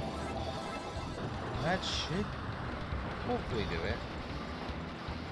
Because we don't want to bomb a third time. But we had to. Not good. Oh, damn. It messed up the whole setup. Should have just bombed before.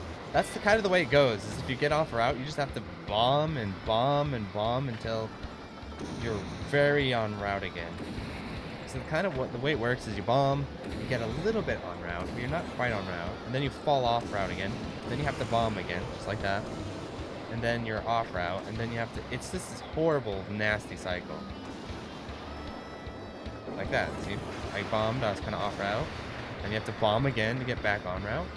You're just doing that over and over.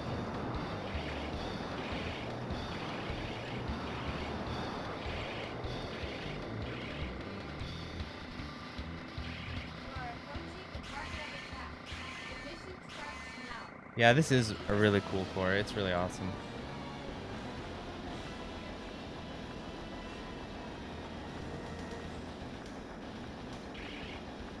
Here's a fun little safe spot.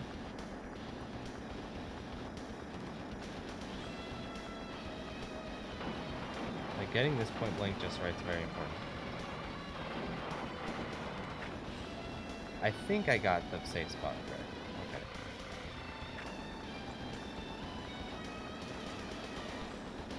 Now what I'm going to do is I'm going to sit on top of him like this. And then when he goes down, I'm going to bomb. Make it real easy for myself. Then I'm going to bomb again.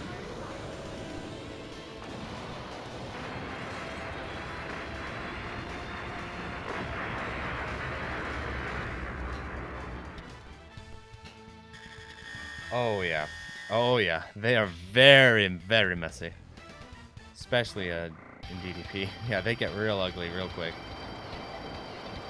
Just watch this stage.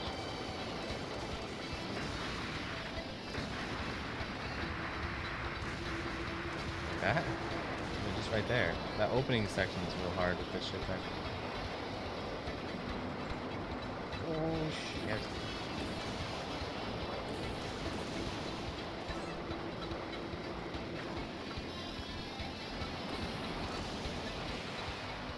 Really? So the thing is that's supposed to cancel the bolt, those little like pellets it shoots. But apparently, it took too long for the laser or the shot to come out to cancel him.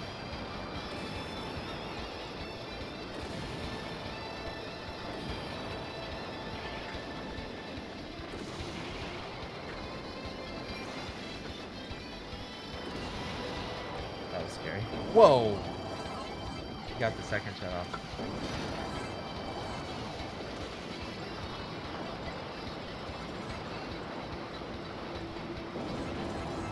Get out of position, that's what happens.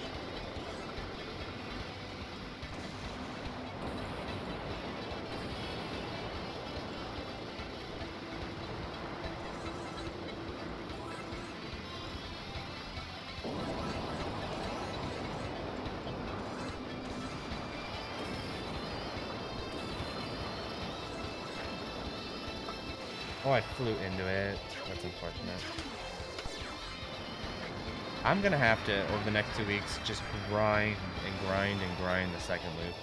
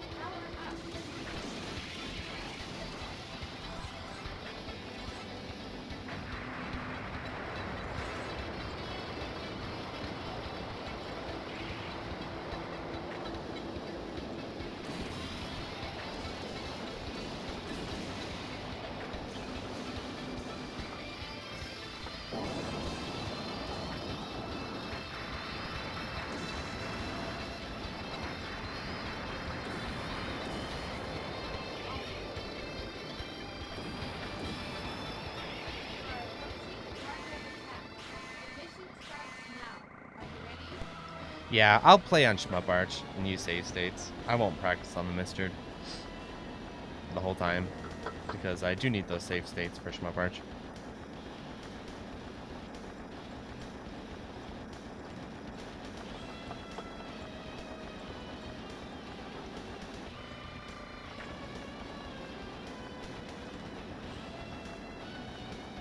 Oh boy.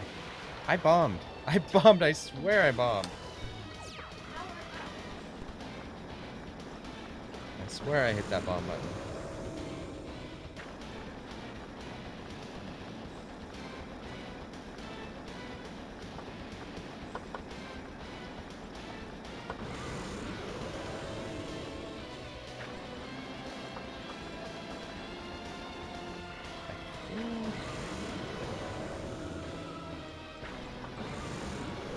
That's kind of what you have to do there.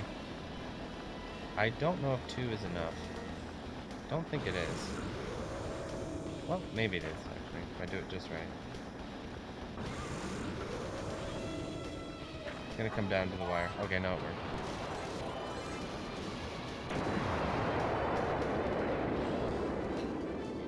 Wow. Did you get it on stream, Casey? You should download it. Did you get the vid? You should download it. I want to see it.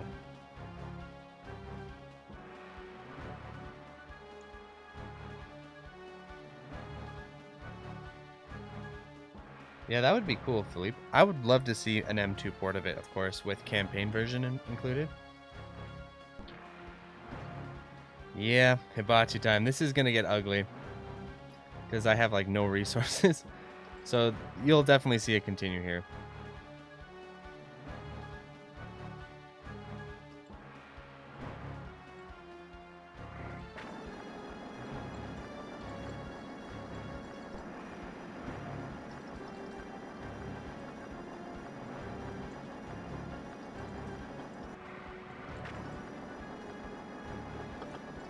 I'm pretty good at dodging the opening section. I did it. Not that it matters, because this section is horrible to dodge.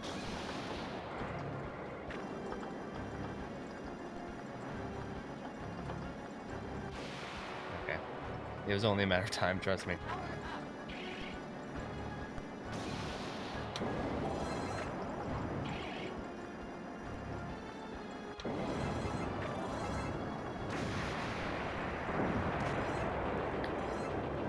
we go.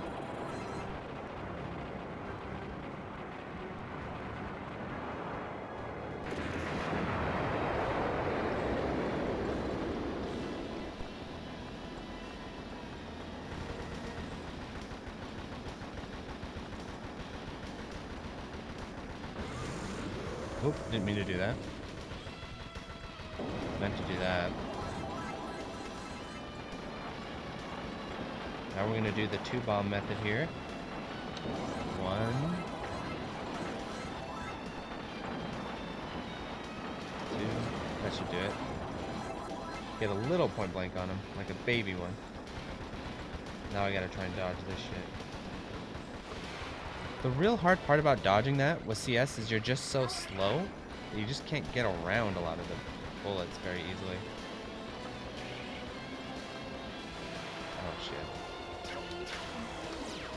I also need to practice this with CS again, because I've been playing it with CL, and CL is so much better against Dodonpachi than CS is. Like, significantly better.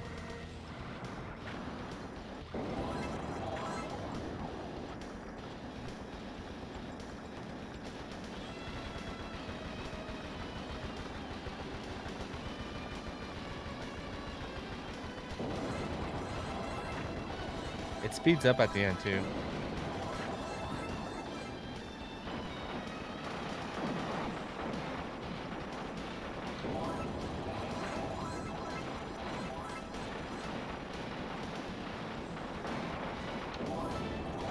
Here we go. I'm gonna have to go through like 3 cycles of this son of a bitch.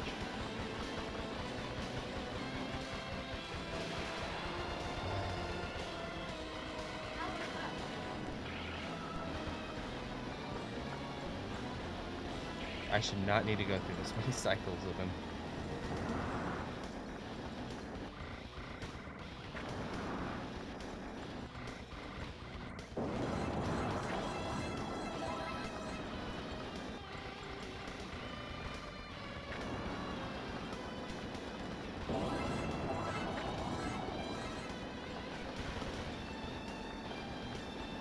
Alright, here we go.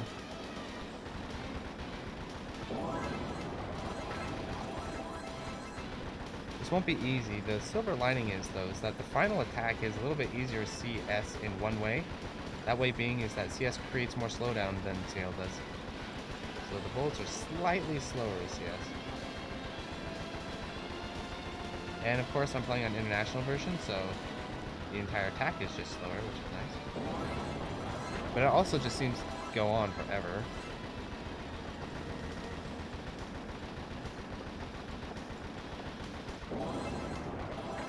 Like, see how long it's been going on and I still have barely done any damage on him?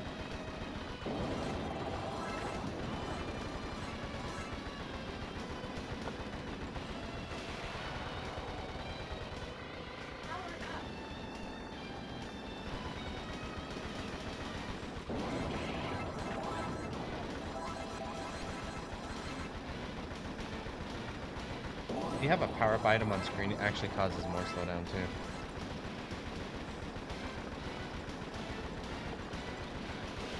Oh, see, that was just a simple input error because I'm not quite used to the ship's movement speed anymore. So I went to dodge, I just wasn't, the ship just didn't move fast enough.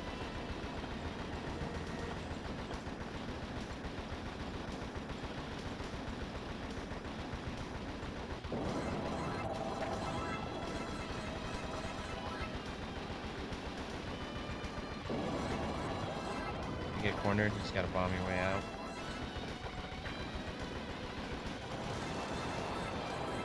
Alrighty, let's see this bad boy. Oh, I think I killed it. Okay.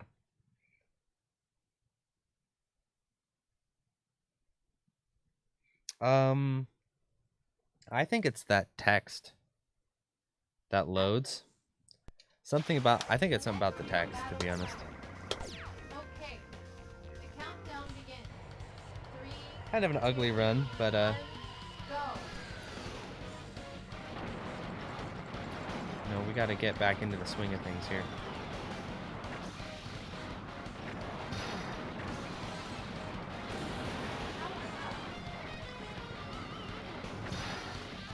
Dodonpachi takes a good amount of warming up to get into it. It's really hard to just come into this game cold. You have to basically, if you want to start getting good runs in it, you have to spend like a few days playing it to get familiar with it again. That's what I've found. And it's been a little bit since I played it. Been like a week or so.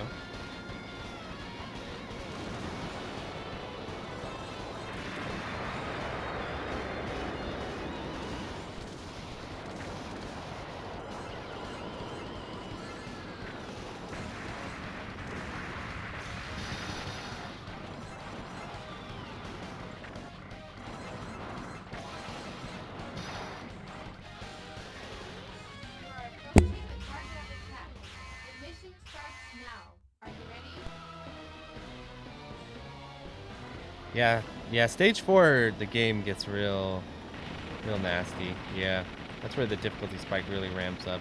Especially the back half of stage 4, with like the ships that come down and everything.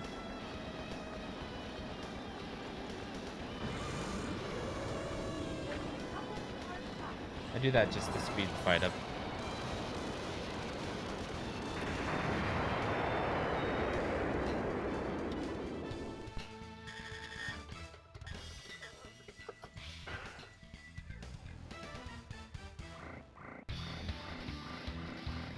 This game takes a ton of practice. It just does. There's no way around it. Even Jamers, you know. This game if a game drives Jamers crazy, you know it's a hard freaking game. When Jamers is like, I can't take it anymore. Remember, he was kind of feeling that way when he was going for his 600 mil.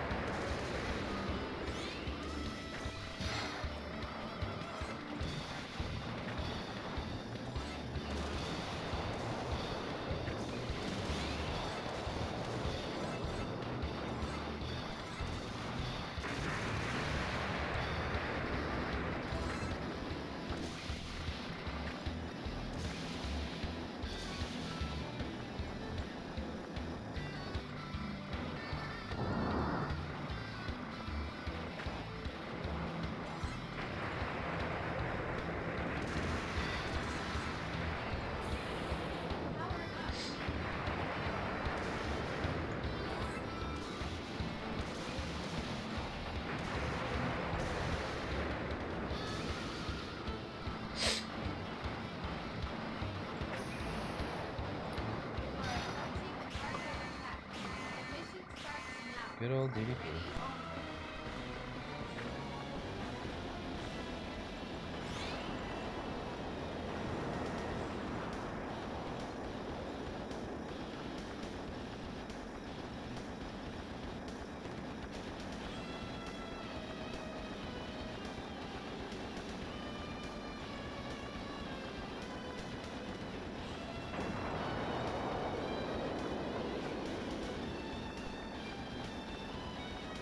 I think he's got one more, right? Yeah. I could try not bomb here, just for the kicks. Just for the swag points. Granted, that's the first loop.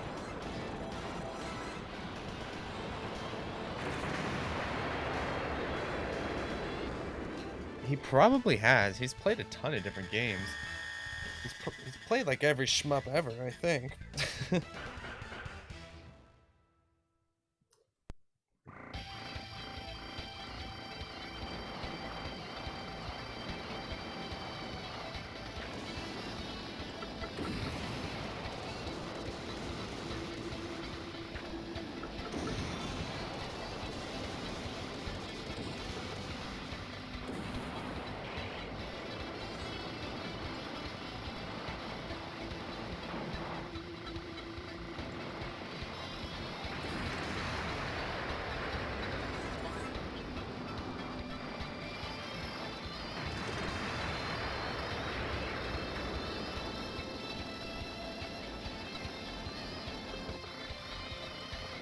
The ship is so slow. You have to dodge, unfocused. Oh, there's your star ball. That's the baby star ball, though. Second loop, you can get a real big star ball.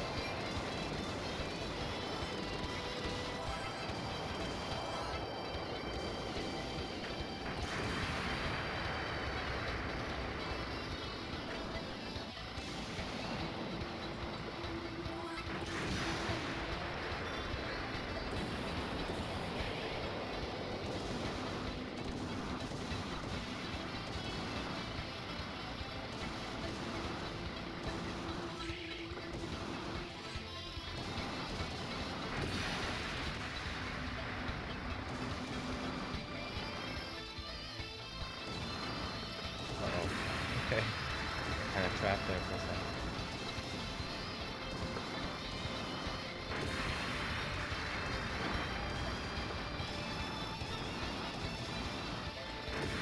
Whoops, we didn't want that. Damn it.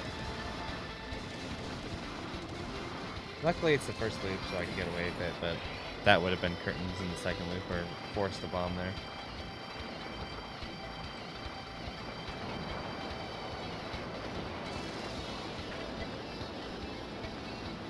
There's a little baby chain. Nope, never mind.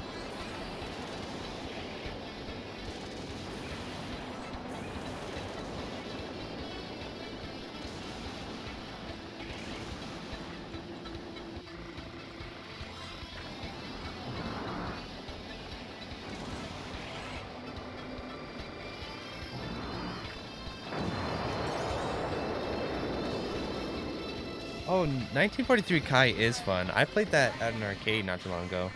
The bootleg of it. That is a fun game.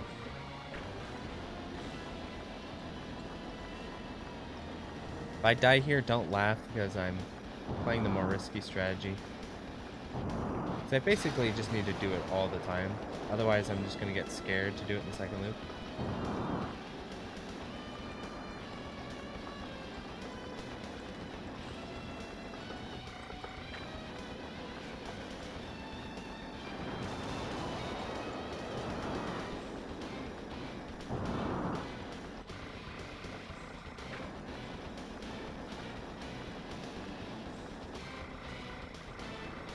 Look at these stupid walls.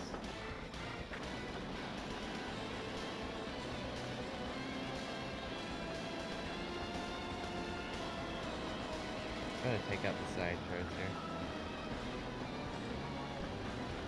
There we go. Now we gotta get through the walls.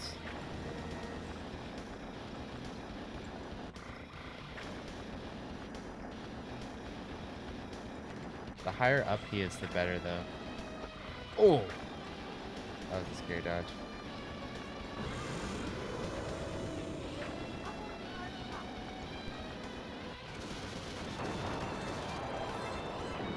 Yes, they are. They are RNG, which makes the boss fight really shitty in the second loop. The first loop, you can get around him, but second loop, that's what makes the boss so hard, is it's so full of RNG. It's just absurd. Like, you can get really lucky and it won't throw walls. Or you can get really unlucky and it'll throw like 4 in a row. I mean, it's the RNG levels is pretty high.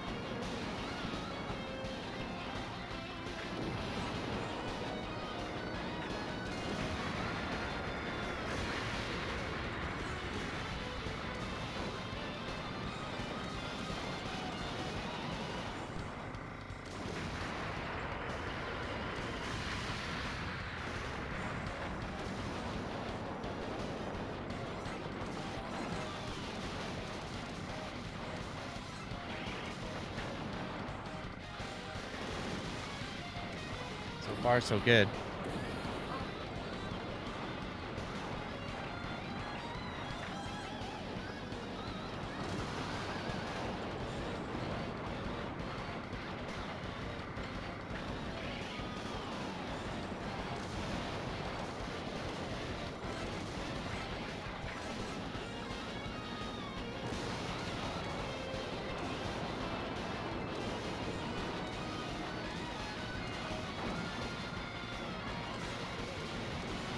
Taking out those red choppers is always a good thing, because they can get real ugly. The little red ones are the worst.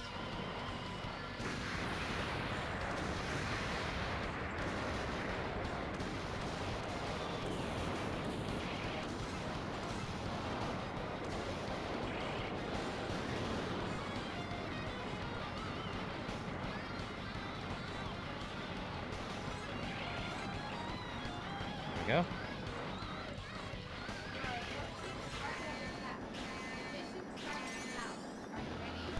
So far, so good. I haven't died on this guy yet, which makes me happy.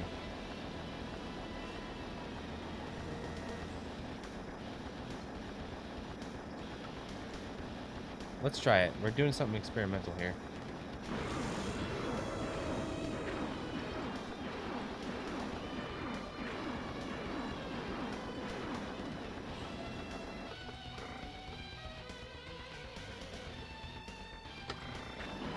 Oh, come on. I was so close.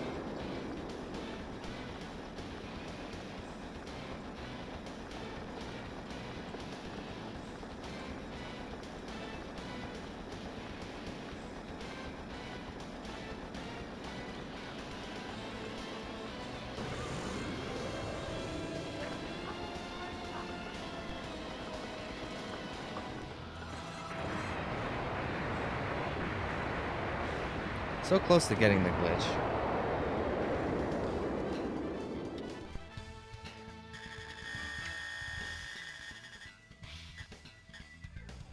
Oh, I think Iori's fantastic. Isn't she the, she's the highest scoring character. So I think Iori is the best scoring character, but she's probably fairly tough to use for survival, because she doesn't do a lot of damage on the bosses. That's probably why one reason why she's so good at scoring. So she can milk them bosses real good.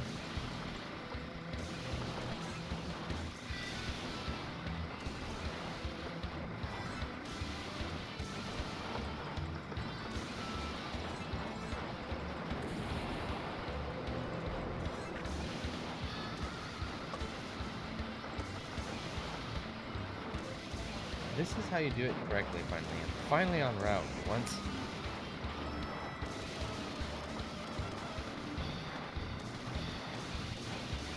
Which is good, because I'm a little bit behind on bomb stops. Okay, so all day, me and this section have been not getting along. It's the cursed section. We're doing it right this time.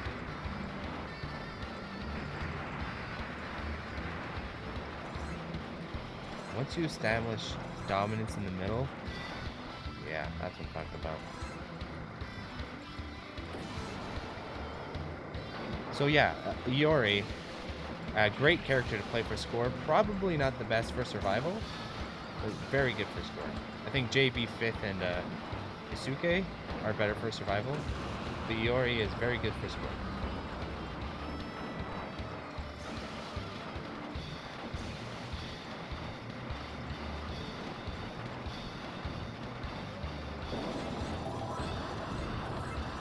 Do it.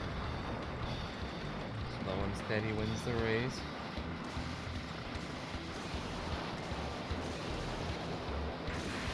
There we go. The setup has been complete. Let me slowly back up.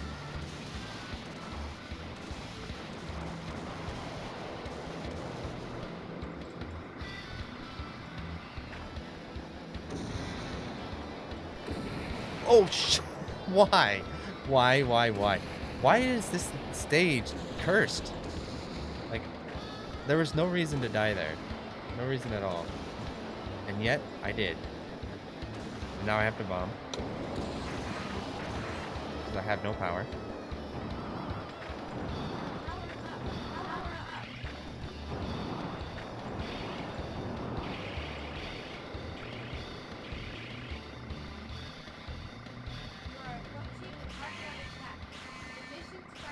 I'd go with, try JB 5th then, or Yusuke. It's kind of a toss-up which one's better for survival, I think. JB 5th probably might be a little bit easier to pick up.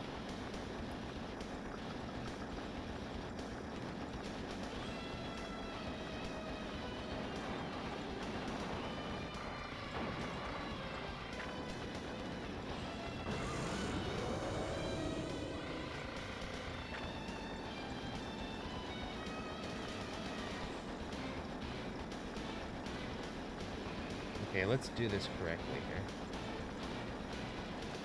Kind of scary, but there we go. This part sucks. There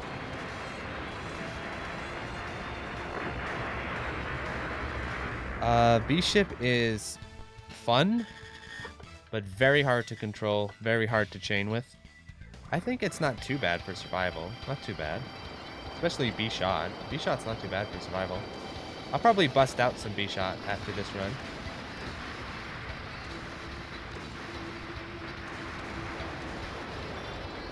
It's got a badass shot, and it's also got a pretty good laser, all things considered. B-shot's, I think, a pretty good survival ship. It's just trying to control that thing to chain is kind of a nightmare.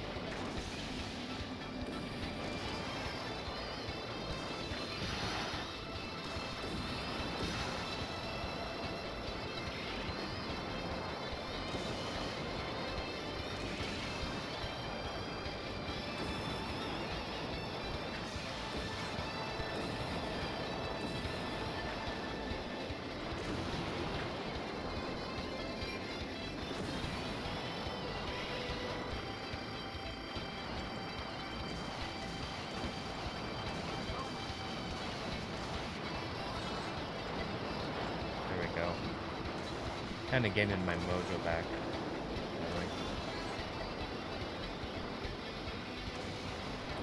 This is a really hard dodge. That, if you line it up okay, it's not too bad, but usually it's really hard to line up.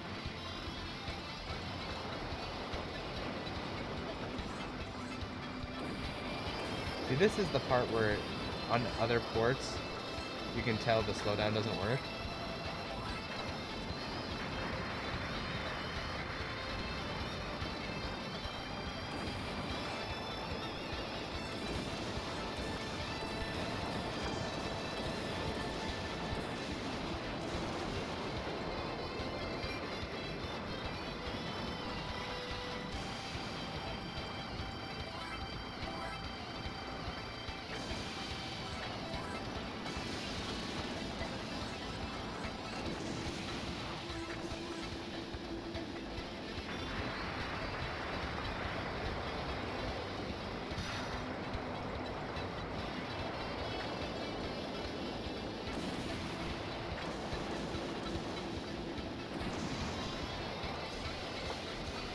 It's kind of scary section.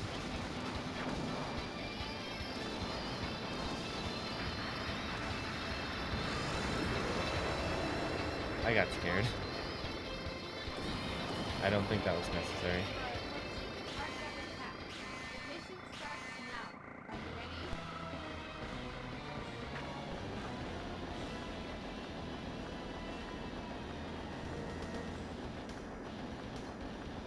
ready? Hey, how's it going?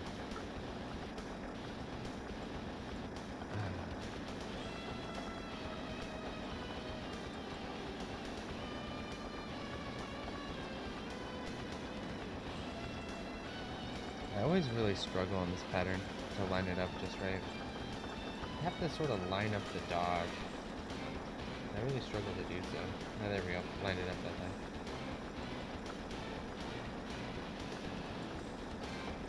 So this time around, I'm gonna bomb the ninja stars. No games.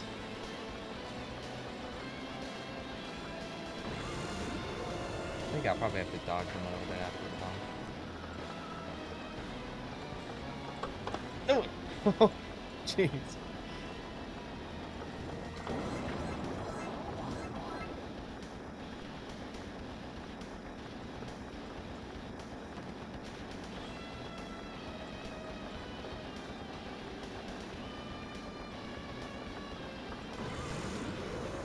Okay, here we go. Now I gotta go crazy dodge mode.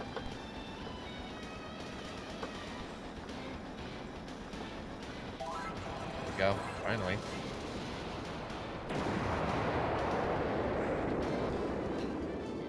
Hey, that's awesome, Kirby.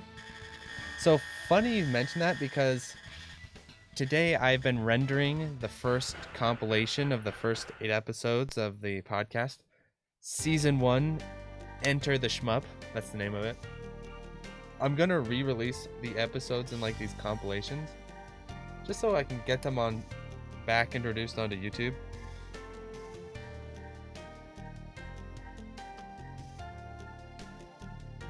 Yeah, the PS1 and PSP have okay-ish libraries, but they're not all that great.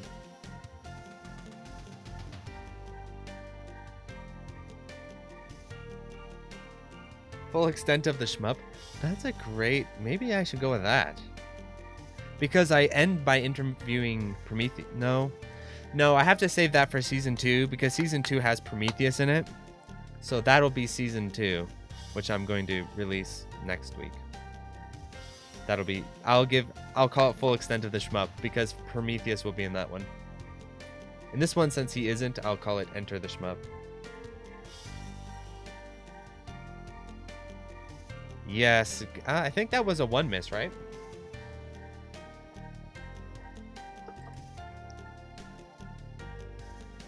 One miss on that stupid thing on stage 4.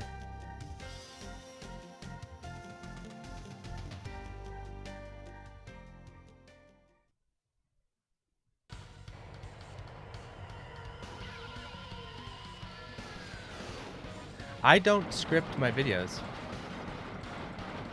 I don't do it. I have a whole reason why I don't. It's not that I can't, because I can script stuff.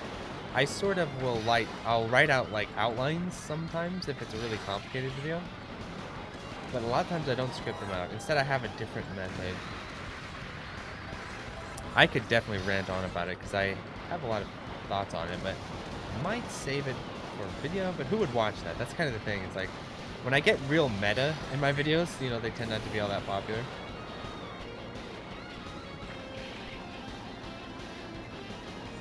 Oh, I have to dodge this. I have no choice. There's no bombs.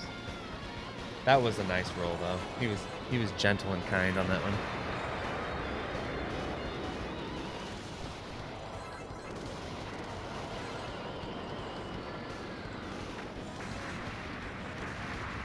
My next shmup, how to shmup video I think is going to be really good. It's bomb meta. How to shmup bomb meta. Such a fun topic. I love bomb meta, and one of my pieces of advice in the video is whenever I'm out of bombs, I will audibly say to myself, I don't have bombs. Because you can actually really easily lose track of if you have bombs or not. But for me, I know if I say it out loud, I'll remember that I don't have them. That's one of my little tricks I'll do.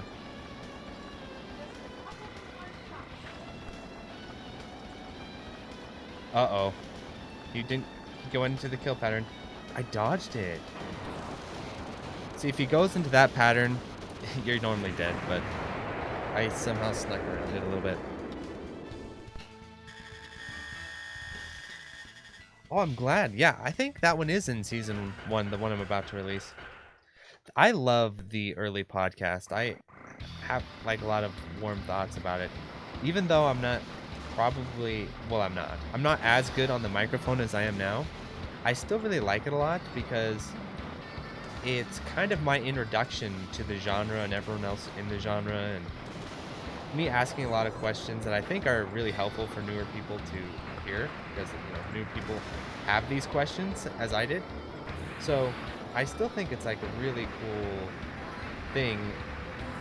So I want more people to check it out. That's why I am re-releasing these compilations, just to reintroduce it to my audience. Because back when I recorded those, I literally had like 250 followers on SoundCloud, or like 150 followers on SoundCloud, or something like that. Like my listener base was like tiny.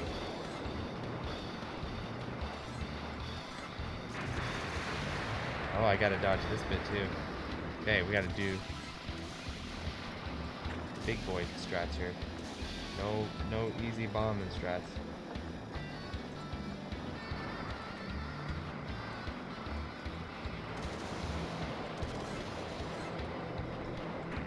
There we go.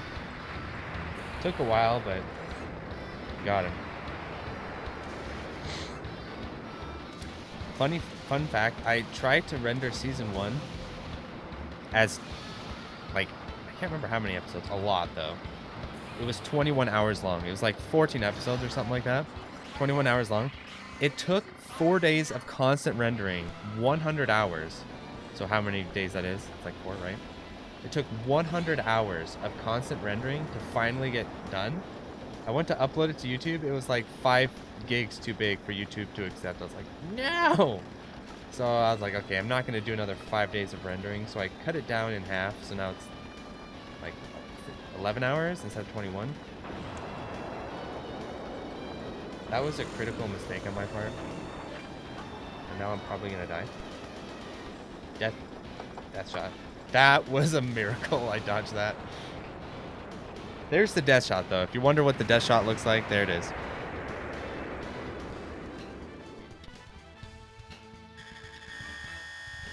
Oh, okay, Kirby. It was actually the very first episode. It was only the very first episode of the podcast. I scripted it out because I had no idea how to rant into a microphone yet. So that's the only one. So if you go back and listen to the very first episode of the podcast, and you can tell, that's the scripted one. The one where I just explain what the podcast is. I think what I wrote was fine. It's just, you know, my delivery was a little bit green, you know. I'm not too embarrassed about it, though. I think a lot of people, you know, over time, they want to, like, erase that from the internet, or they want people to hear it. I think it's kind of cool to hear the progression of someone go from not knowing what the hell they're doing to knowing kind of what they're doing to some degree. And so, yeah, if you want to hear the scripted episode, it's only episode 1 that I scripted. The other ones I didn't. Because I was like, even after episode 1, I was like, okay, I need to figure something else out. This is going to be really, really ugly, by the way. Just to warn y'all. We did it, okay?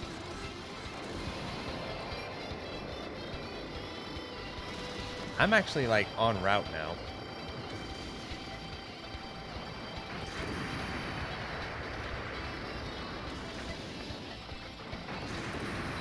Like, survival-wise. Like, I'm on 2-all pace right now. Only 1 death so far, and I'm in 2-3. But there's still plenty of places to choke and die, so I don't expect a 2-all at this point. I think I need to really refine my second loop a lot more before I start getting in that territory with this ship type. But I'm hoping over the next 2 weeks I'll get one.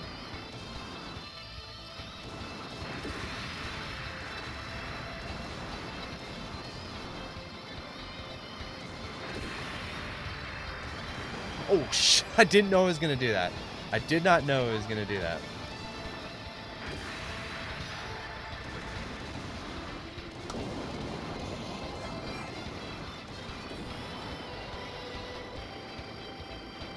See, stuff like that is the reason why I need to practice out the second loop more with this ship type, because just random shit will happen that will kill you. You don't even see it coming.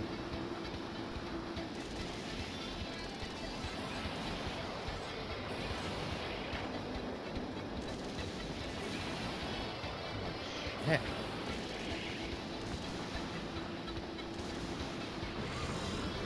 Trying really hard not to use too many resources, but the game has other ideas.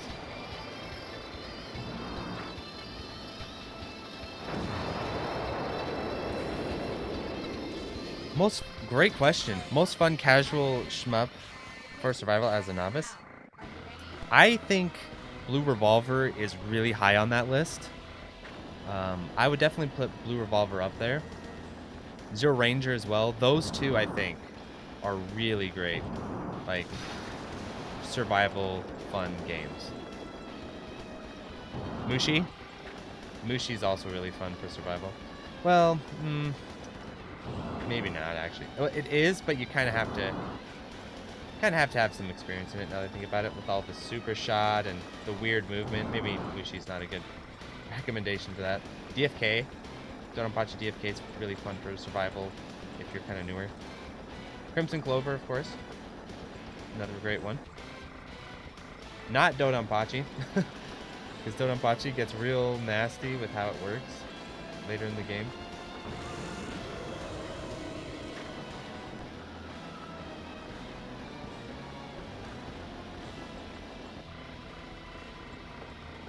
trying to think of the other ones. Espegaluda? Espegaluda's a good one. I think that was kind of what it was made for, to be honest. Was to be a great introductory game to the genre that's really fun.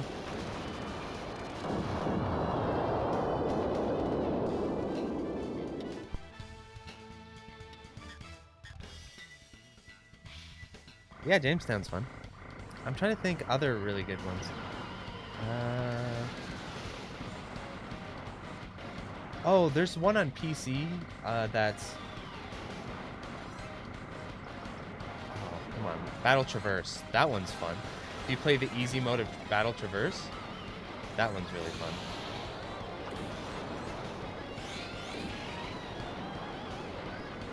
I have a video about it if you look up Electric Underground Battle Traverse.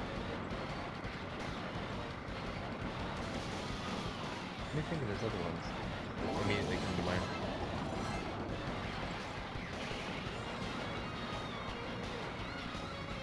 I'm not on route anymore after I got shot in the face.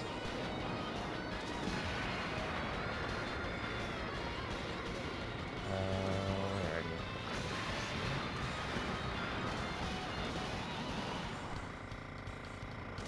Uh-oh. Oh, jeez.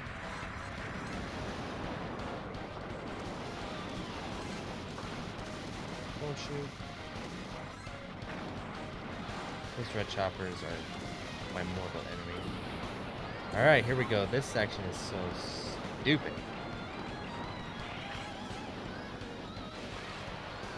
It really sucks with CS because you're so slow that sometimes the greatest challenge is simply maneuvering your ship out of the way in time.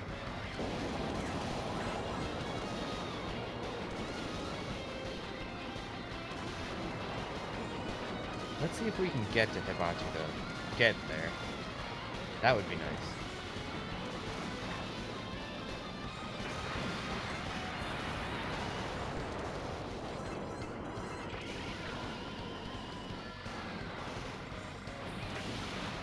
Really? Really?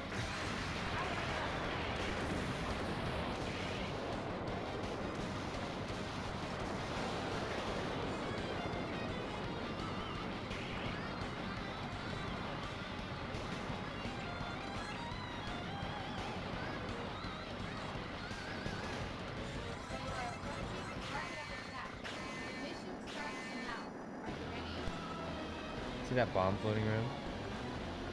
Try something cheeky with it.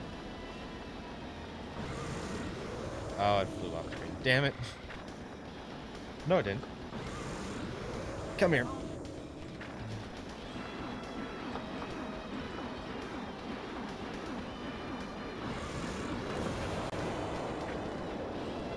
This boss fight got out of hand. I should have just picked up the bomb.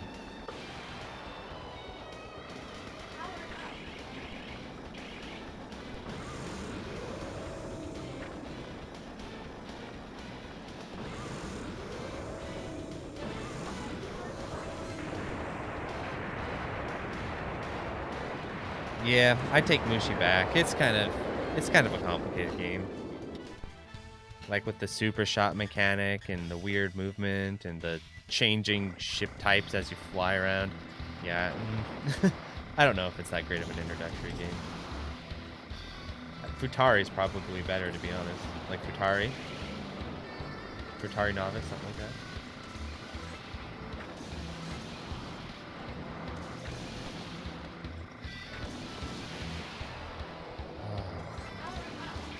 Bullet speeds.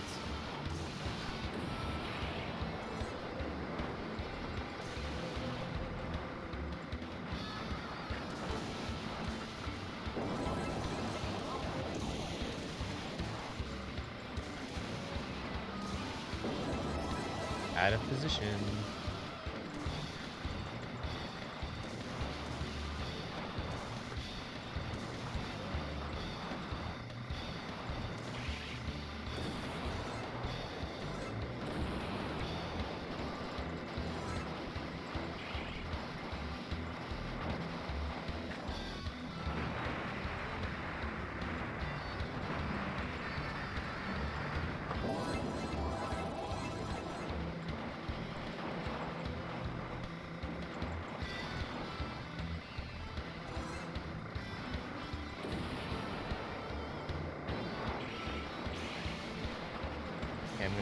aggressive.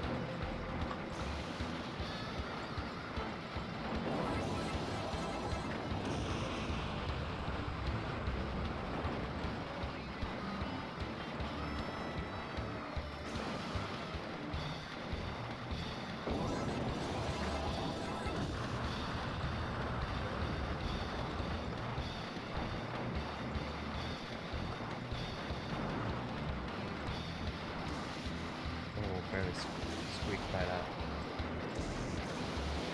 I bombed, for God's sake, I did.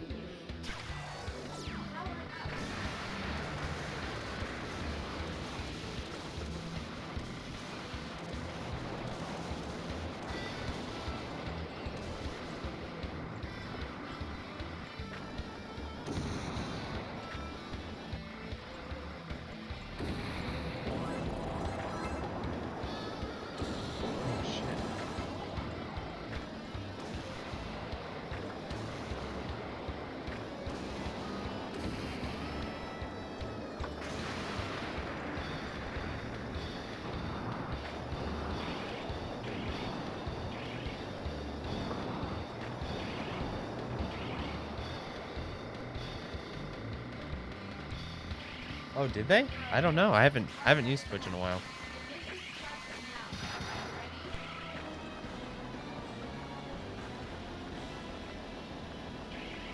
After this run, we're gonna end off with some B shot for fun. For smiles.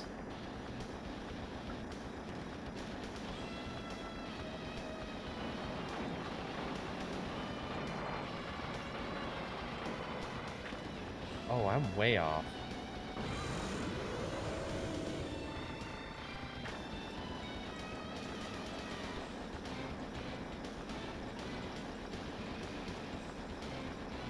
If you get down here like this, it's scarier, but you get better point blank off. This part sucks. Right here. Got it.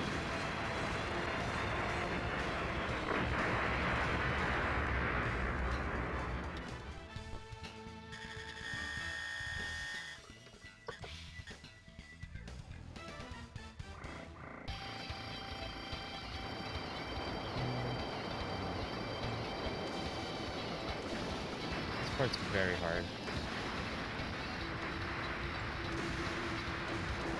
Have to line that up just right, otherwise you get melted.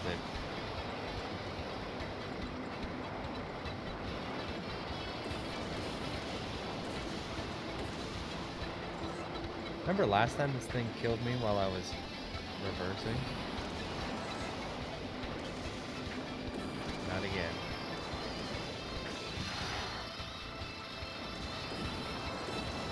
There's glitch out.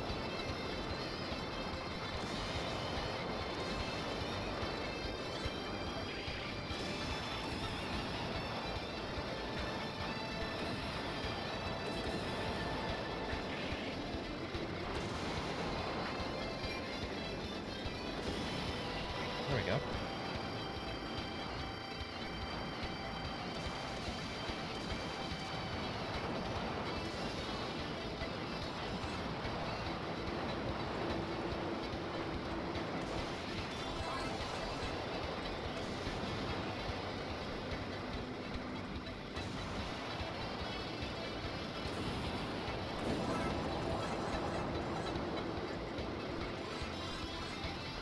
I think I'm just gonna plan bomb that part right there.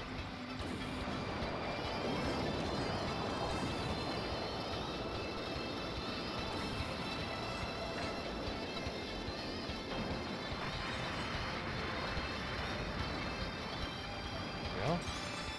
This part's scary.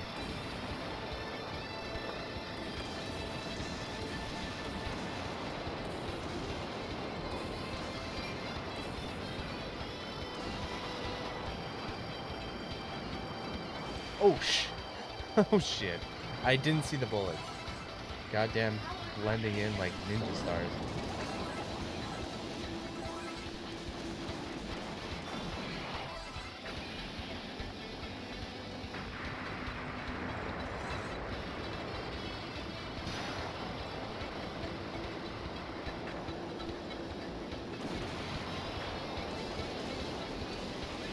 Oh, okay. That part you just have to learn. Like, really down to the... I'm talking, like, down to the frames. Because otherwise, you just get shot in the face. Unfortunately.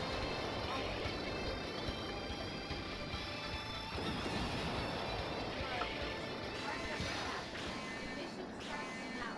Are you ready?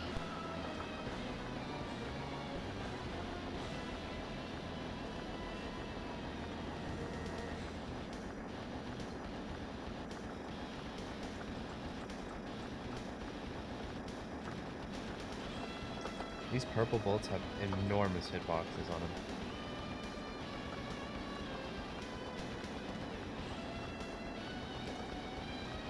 He moved in a direction I was not expecting.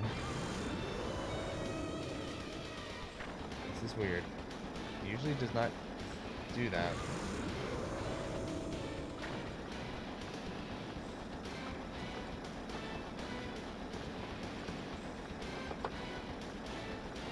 Dodging that pet is kind of scary.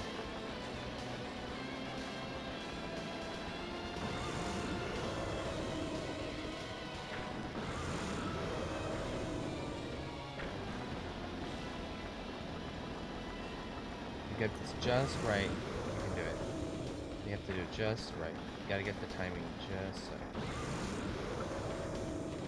Oh, that might not be just so. I might die, yeah.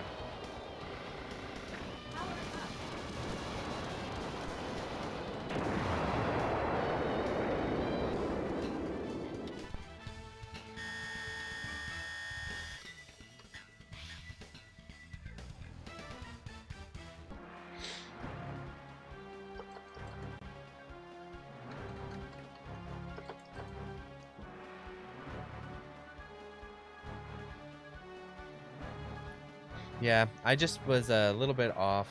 Like, you have to set it all up very carefully.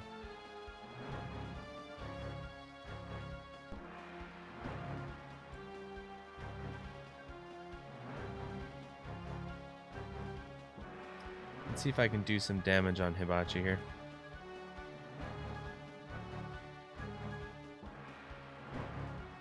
I think this whole extended sequence with the text is the reason why there's extra slowdown. That's my theory. I don't know if that's true or not.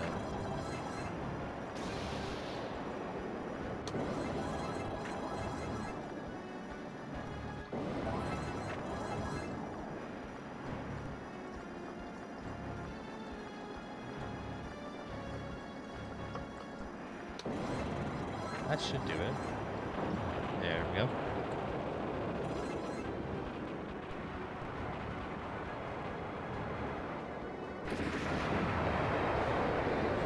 Oh, because it's English, they don't speak English, so they're just giving it their best shot.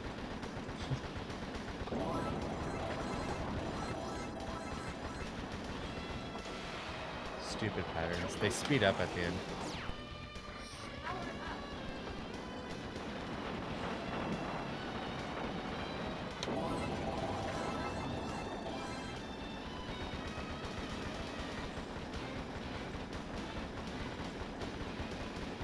Try to dodge this a little bit.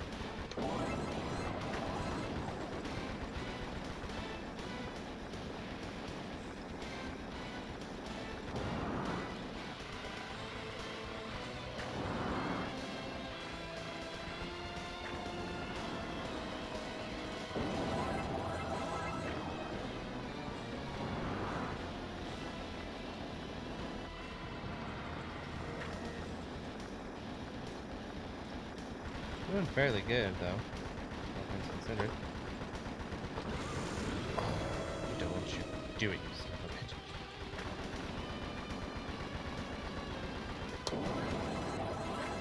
bitch. Okay, this is something crazy.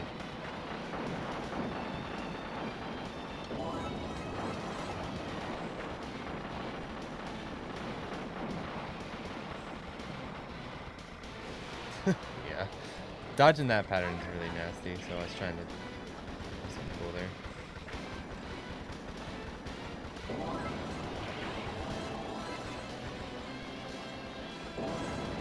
That's not what we want. It's not what we want.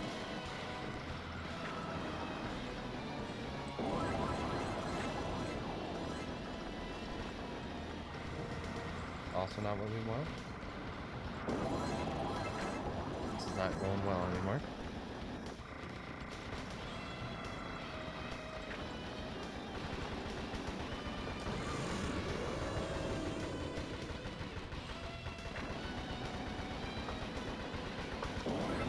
I think he's gonna throw more needles here, yeah. And they're gonna speed up. Okay, strategic suicide. That suicide was on purpose. Now I'm gonna get this huge point blank on him. Yes. Okay. Here we go. This is very unlikely. Incredibly unlikely. Especially if I just keep getting bad luck like that. I'm not getting good luck.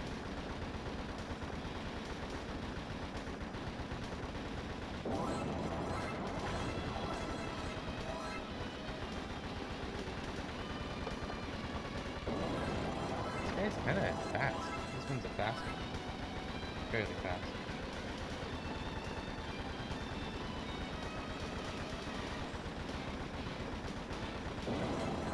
Look how I'm like doing no damage, because CS does no damage on the boss. You have to just hit him forever. For years.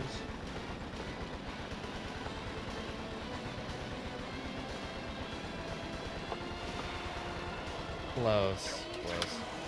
But really, one extend CS on the final attack is no walk in the park.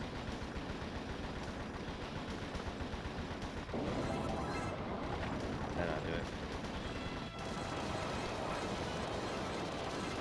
We're only one bomb away.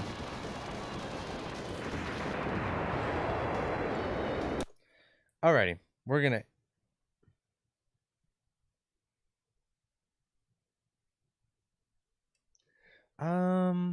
It's not super. It's like 30% of games, maybe? Something like that? Bullet hells? It's not super common. Okay. The countdown begins. 3, 2, 1, go. Alright, now we gotta see the chopper in action. You all wanted the chopper? Here it is.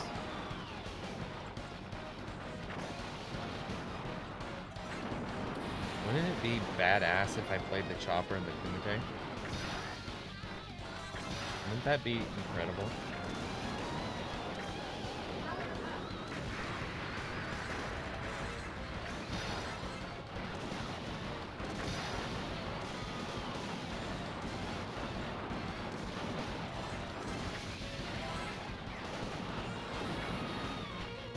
Maybe I will. Just for the fans. We'll see. We'll see how it goes in the second loop.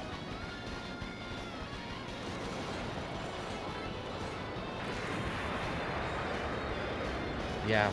You know, if you play on the PS4 port, though, you can turn off ranking Grega in custom mode. I have a video about it. It's actually really fun. Maybe give that a try. Go to Grega, turn on custom mode, and then there's an option to turn off rank.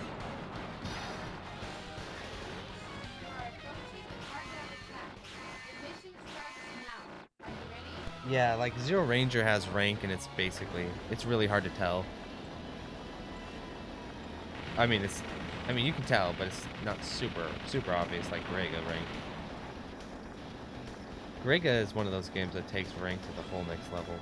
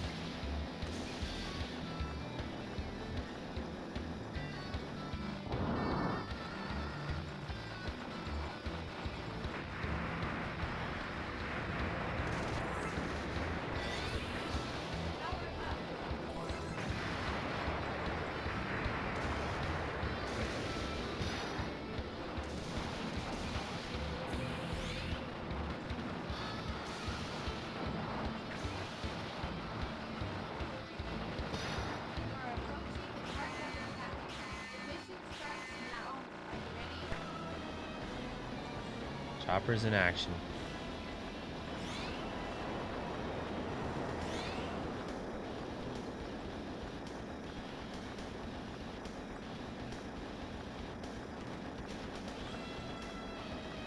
Chopper actually has fairly good laser. Like, BS has a pretty damn good laser for some weird reason.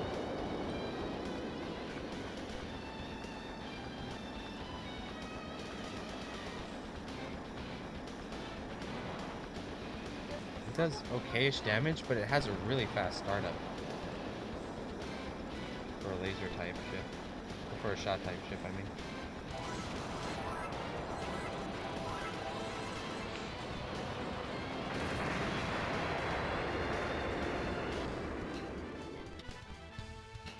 You could also play premium mode. I think premium mode in the Grega port on PS4 is like, it tones down rank as well, I think. So either turn rank off in custom mode or try premium mode. Definitely recommend that. Like, before I got my 1cc of Grega, I did get the 1cc with rank off, just, you know, to get a feel for everything.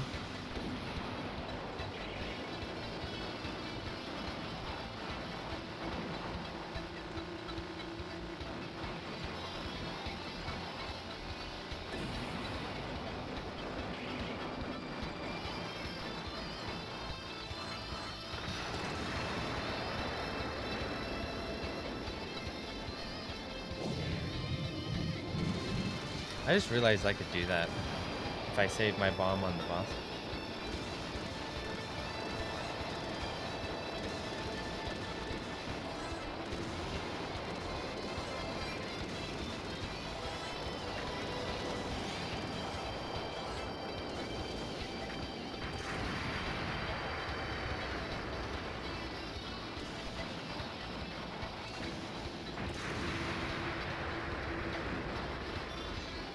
This bit's probably gonna be tricky.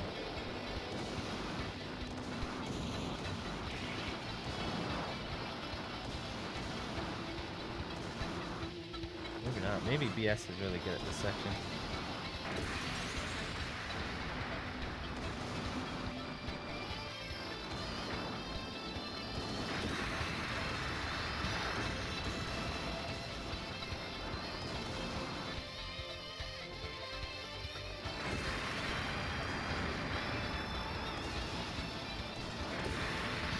Alright, come on, don't fail me now.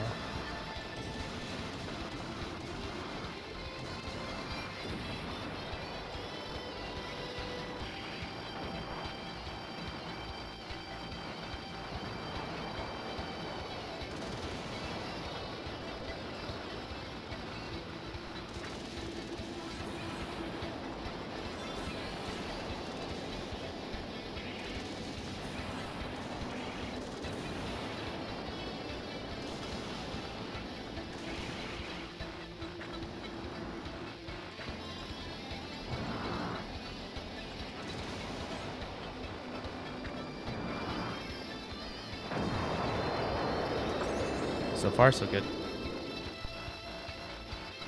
let's see the target attack. The mission starts now. Are you ready? Grega is awesome. Grega is probably my second or third favorite shmup.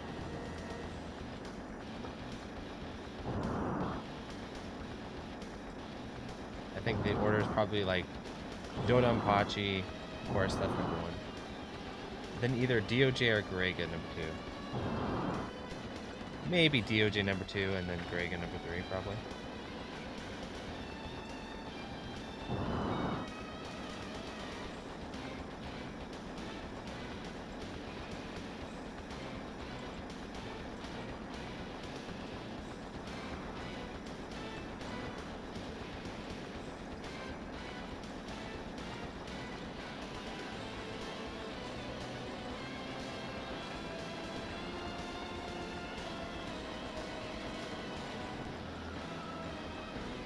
This ship is kind of refreshing to play with right now, since it can move around and stuff.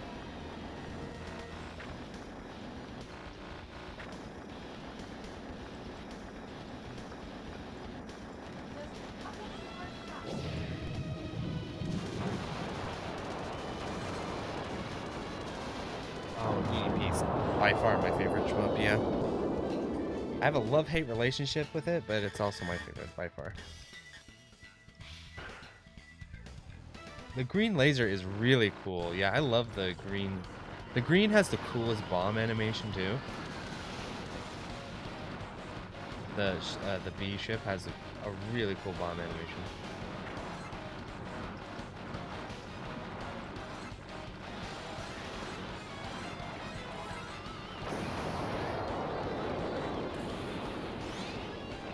I think it does really good in this section. You can like sort of turn the turns to nail stuff. They're kind of hard to control, but okay, here's what it looks like. It's pretty cool, right?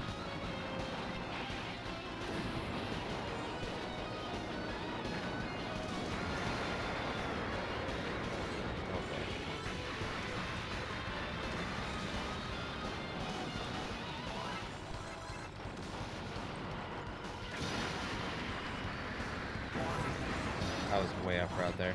That's a section where I need to kind of reroute what I'm doing with the ship, though.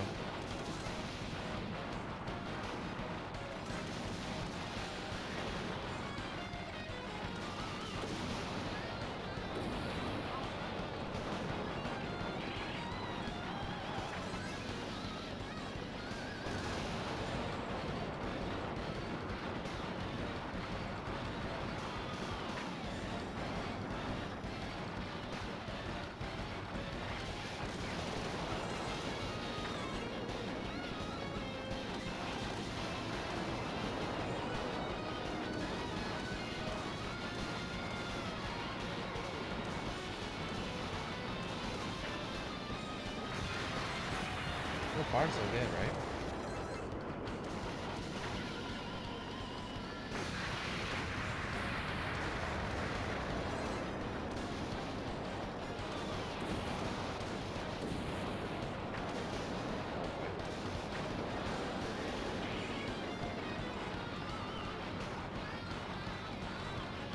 I'm not sure what's gonna happen here.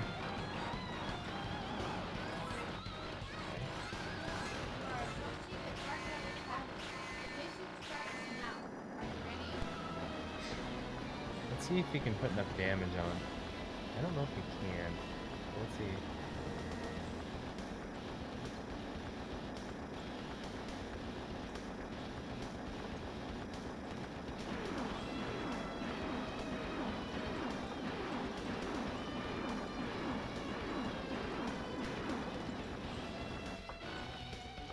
That might work. Yes! He can do it.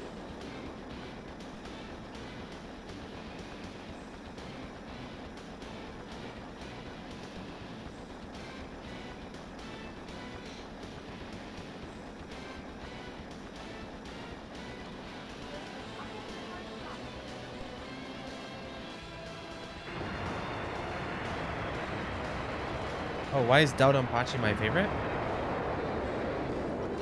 I think it's a combination of its bullet speeds, where it has a lot of bullet hell type bullet speeds, but then it also gets into like, you know, faster, what's it called, like caravan moments.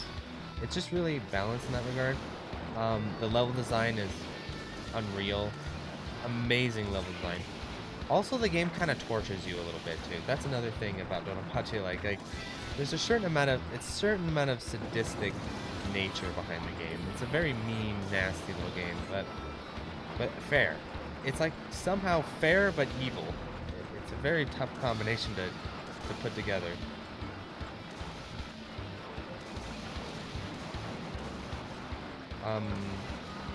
I love the chaining system, of course. The scoring system, I like the scoring system a lot because it's actually really simple to understand, but very difficult to maximize. Like, it's very simple how scoring works in Dodonpachi. Kill stuff in a sequence to create a chain, don't die, don't bomb. Basically it. Pick up bees. It's basically it. Like, it's very simple scoring system, but when all that comes together, it's actually really complicated and hard.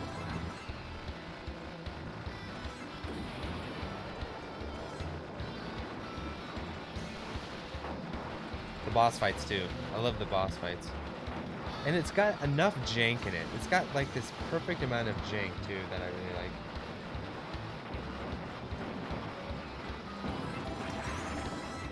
Oh boy. That was only the first bunker? Oh boy. Supposedly, like, the chopper is actually like really good in the Hall of Hell if you know how to do it.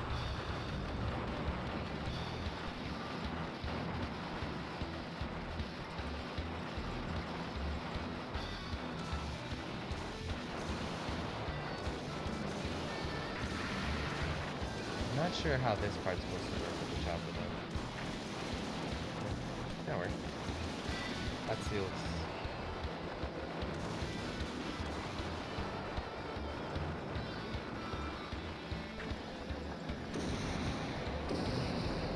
Oh boy. This turret wants my launch. Made it. That's what I'm talking about. Skill is starting to emerge again.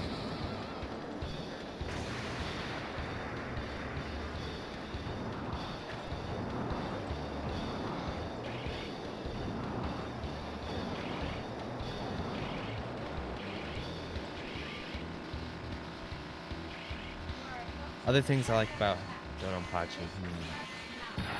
I like how it doesn't have rank. I prefer having no rank. I do like that. You can be really creative in the game too.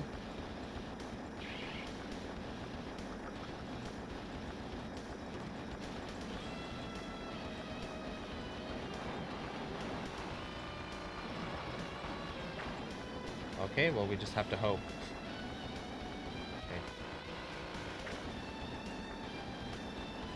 Okay, I gotta take this out. No bombs, just old school skill here. The real part is like staying in the safe spot. This pattern's hard.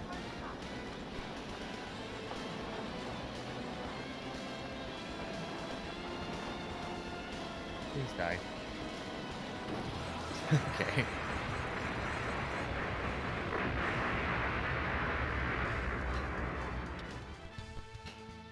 Yes, the chopper is a very unorthodox pick. It's not a popular ship as far as people actually playing it because it's kind of jank and weird.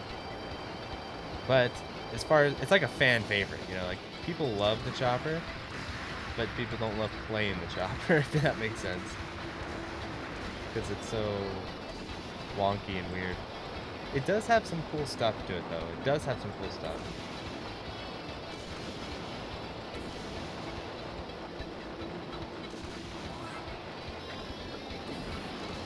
The fact that it can switch from shot to laser so well is impressive, and it does have a really nice forward shot here, which is nice. So it's like basically if you can rein in its damage output isn't too bad either. It's a very well balanced ship stat-wise.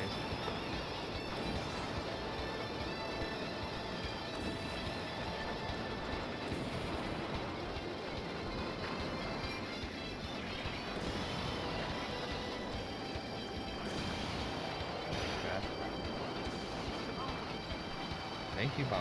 I'm probably gonna need you.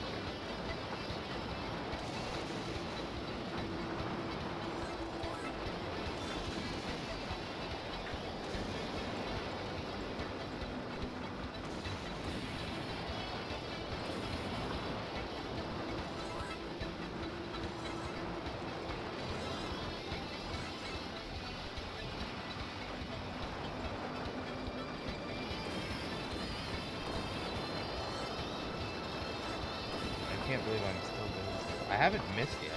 Dang.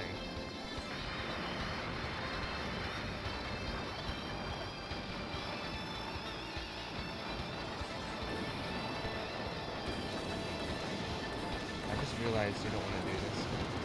That was a mistake because you can't pull that off with the ship. You can only pull it off with CS.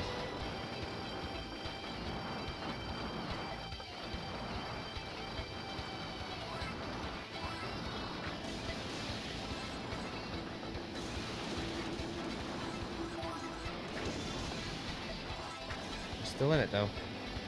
That would be awesome if I got a no-miss on this. I think this last sequence is going to be really challenging, though.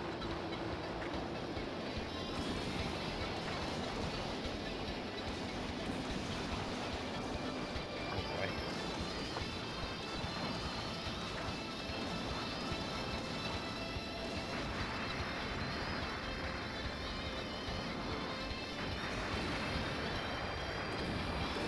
Okay, we're still in it. Still on the table.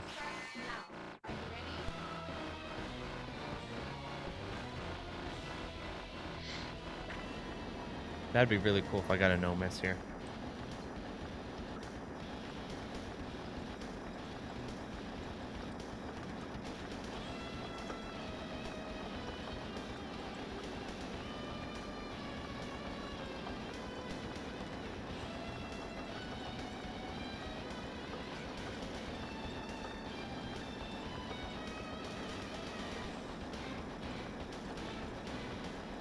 Far so good.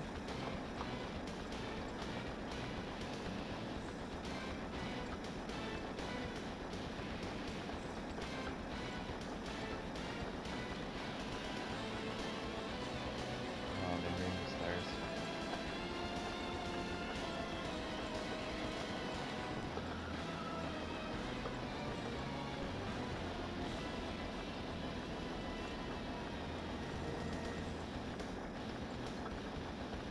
I hate this shit up here.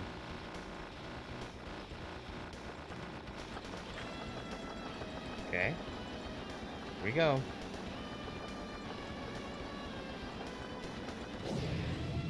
Might as well bomb.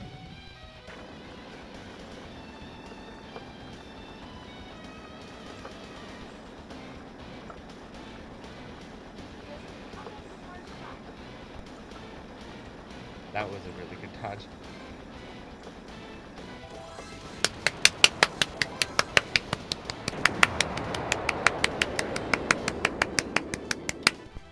No miss. B shot, no miss, one loop.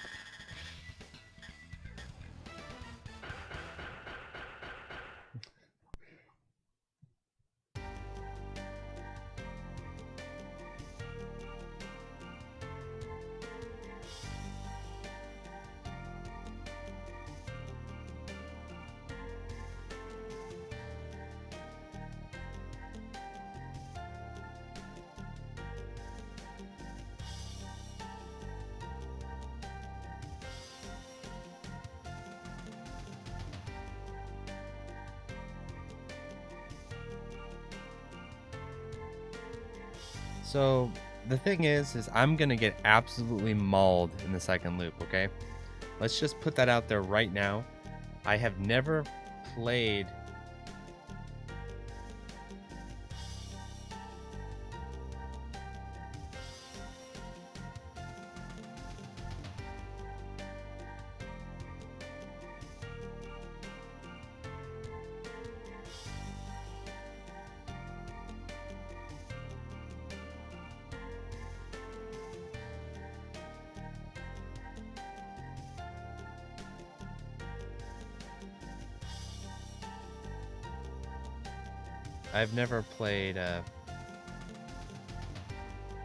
B-ship in the second loop. Because he's a sadistic bastard. That's why.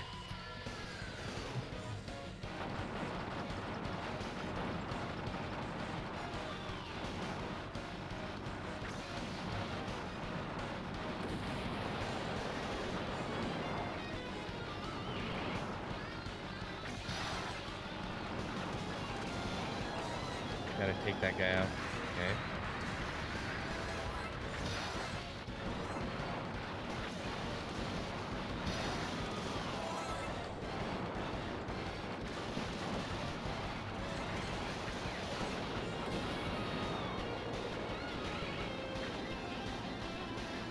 I could get real unlucky here. No, I think that's okay. Nope.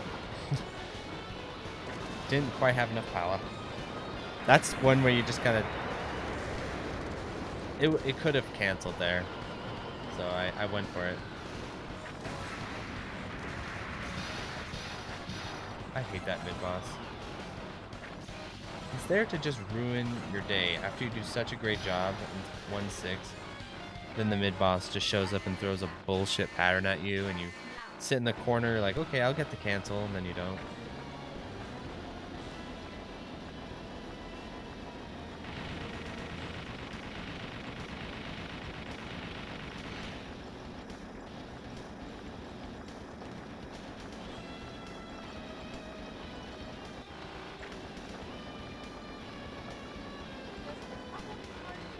Oh, barely got around that.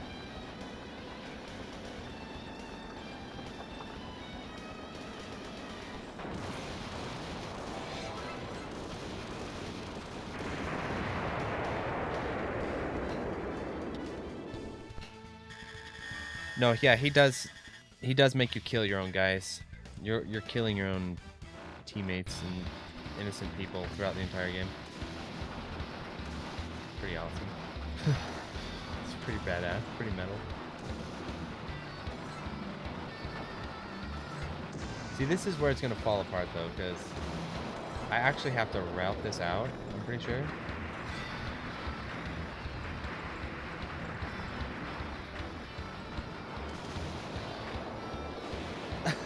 I bombed. My bombs are coming out late though. I'm used to like Toho bombing.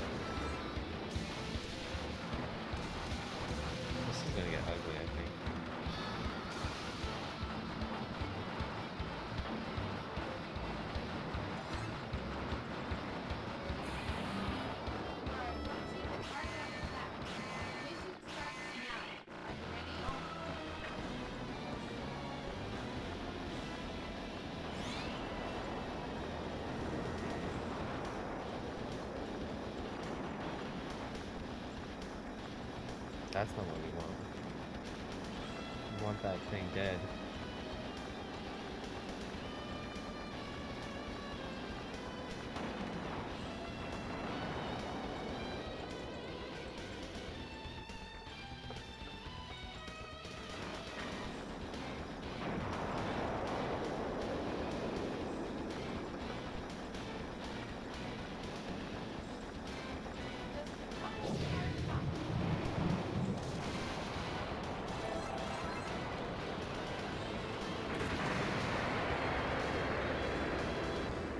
Yes, yes. I'll just release them, you know, every now and then. Yeah, but Perfect Cherry, I'm definitely going to do in February. Definitely will continue Toho Quest.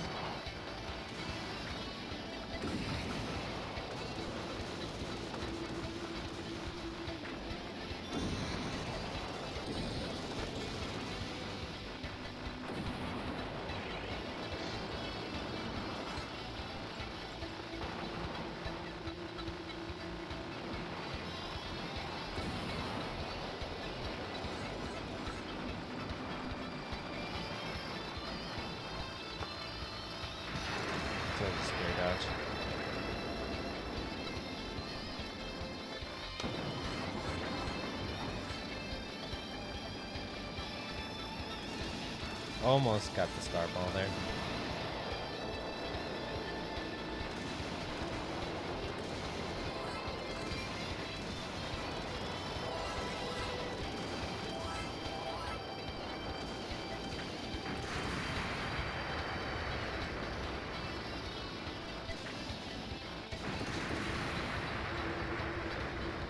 Alrighty, here we go. This part's gonna be hard.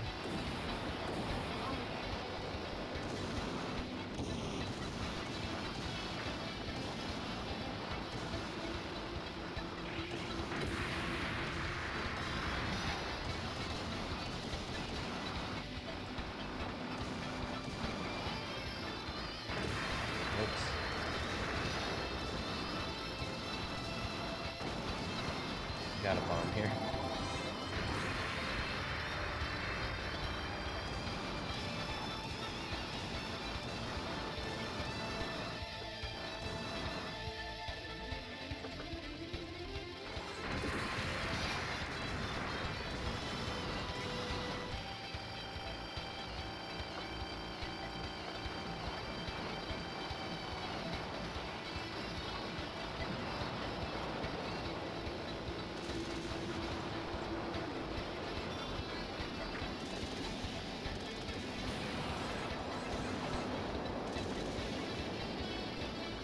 That was kind of scary, but it worked out okay.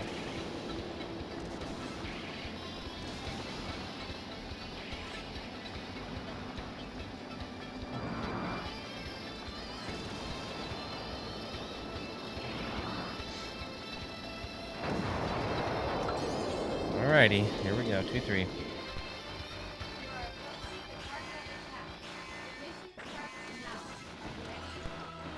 I really like all the ships in Dodonpachi. All the ship types are cool.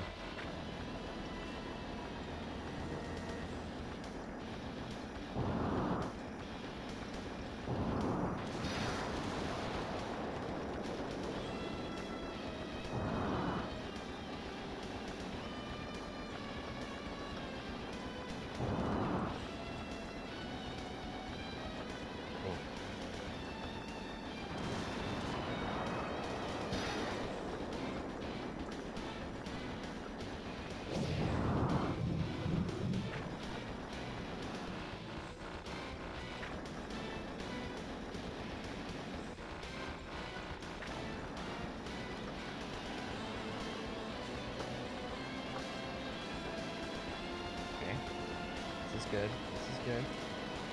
That is not good. I'm probably dead now. So I'm gonna get a real nasty pattern. Right here. Okay, no. Oh, right. Okay.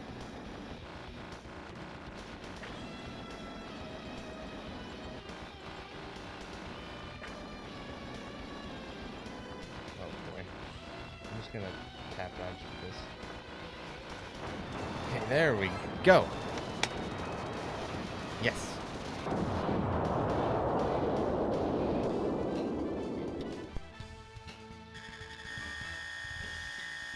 Yeah, red and green are complementary colors.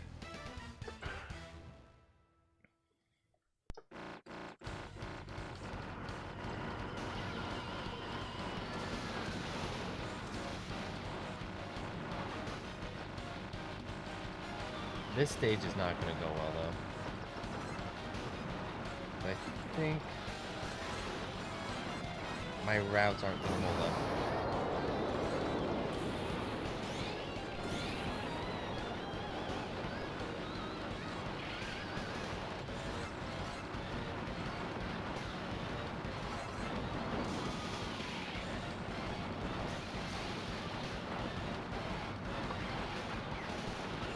Oh, that was crazy.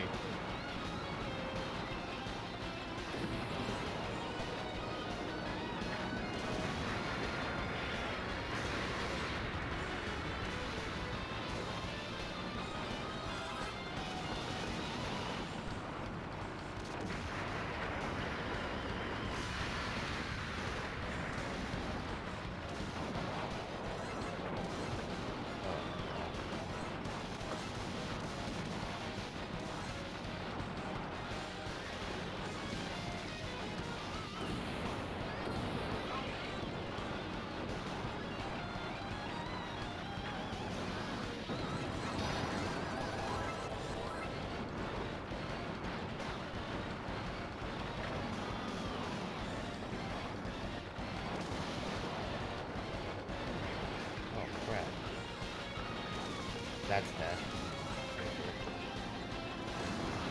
Oh. Still have a second lease on life here.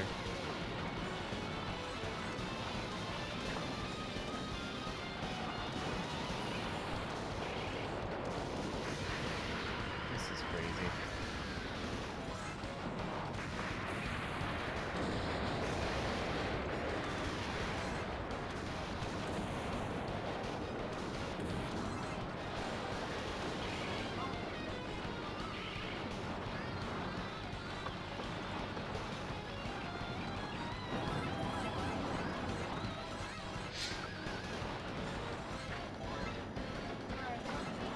I don't think I'm gonna be able to get the glitch here.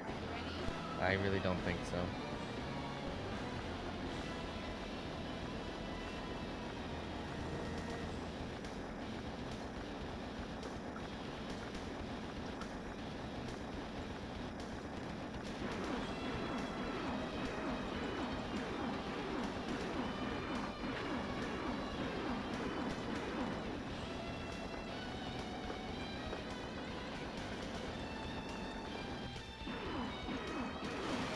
Oh, son of a bitch.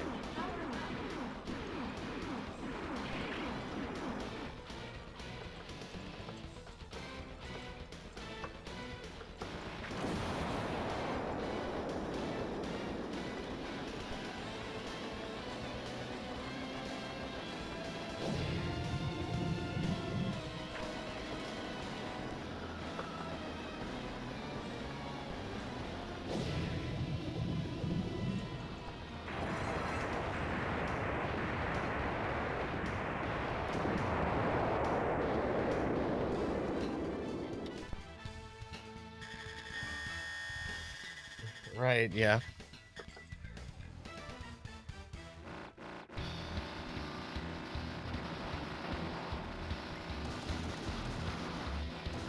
Oh boy. That guy staying alive is no bueno. Like stuff, that sort of stuff I need to figure out. Somehow to route around it.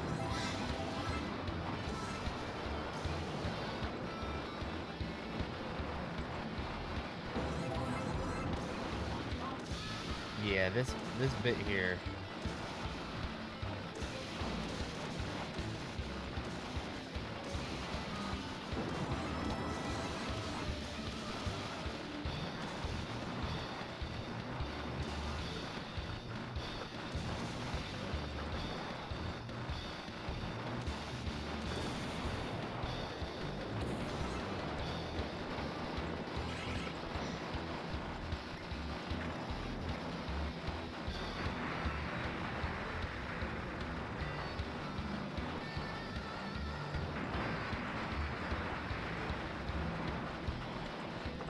Oh, I hit bomb. Damn it.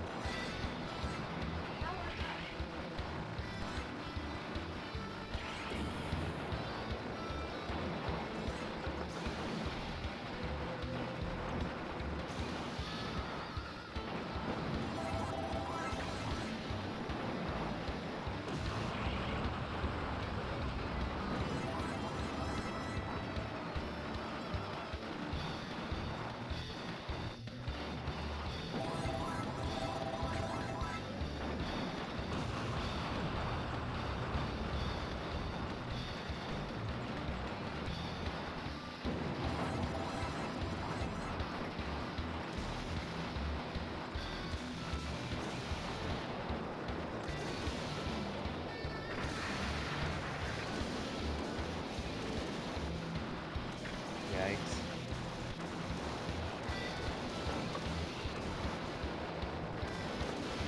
Oh, what? I don't even know what hit me there.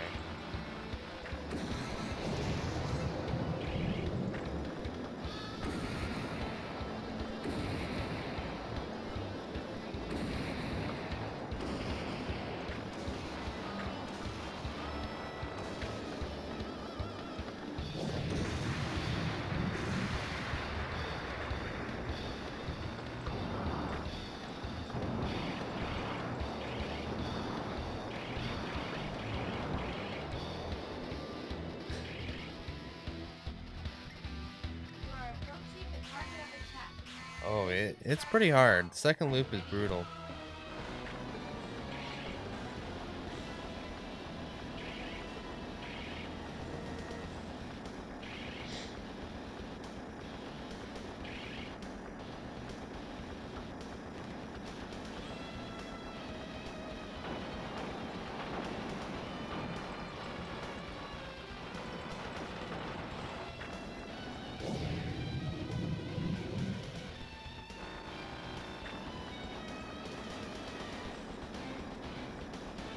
This is the swag way to do it.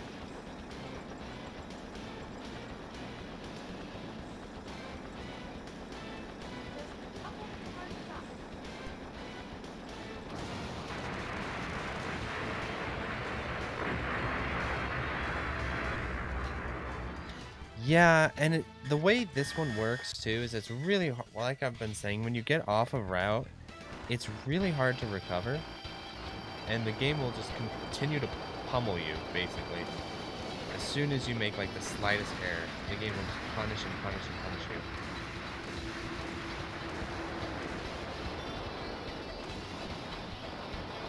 So you can be doing super well, and then one small mistake, and all of a sudden you're doing really bad.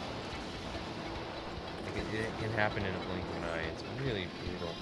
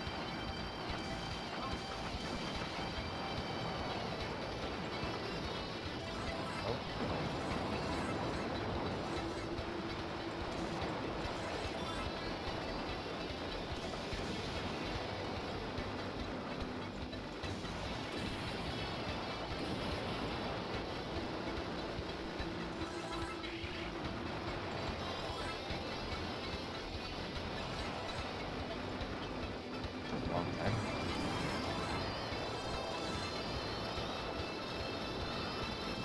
Oh, come on. Should have just bombed again. The slowdown makes it really hard too. The slowdown's pretty chaotic.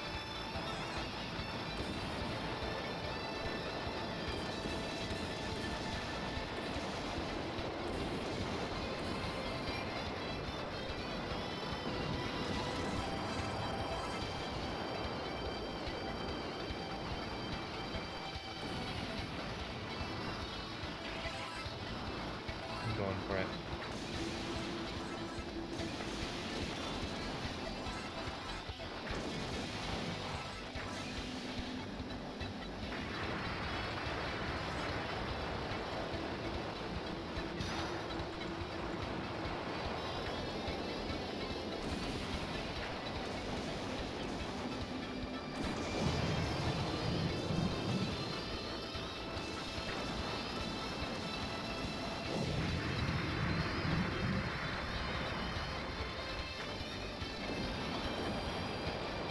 If I get lucky, I can get through this. So it's all gonna come down to luck. And I'll show you what I mean. Well, I have to dodge a pretty tricky pattern, but if I dodge the tricky pattern and get good luck, I'll get through this. If I get bad luck, I'll die. I'll show you what I mean. If I make it good, that is. I still gotta get through these stupid patterns.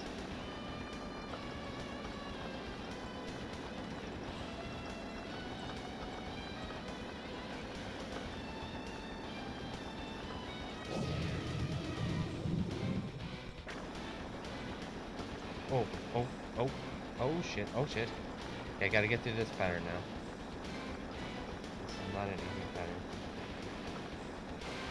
Oh, clipped! Damn it.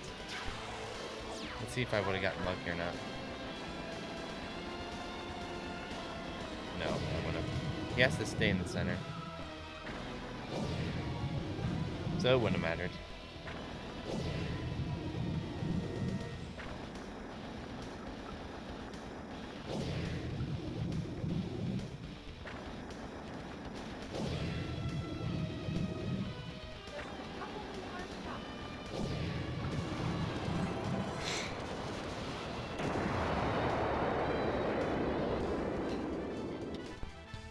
Yeah, pretty good considering I have no idea how to play the chopper in the second loop, really.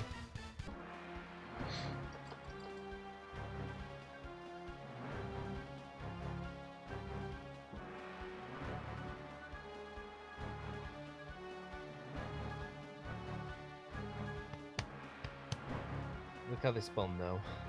Okay, no. E.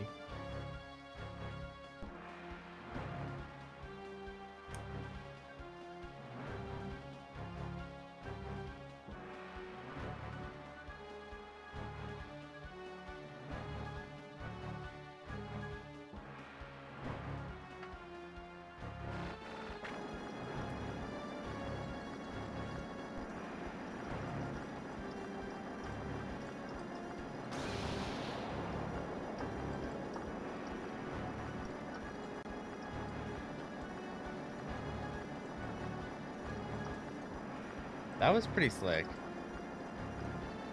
I'm getting pretty good at dodging that. Not surprising there. I never make it through these walls.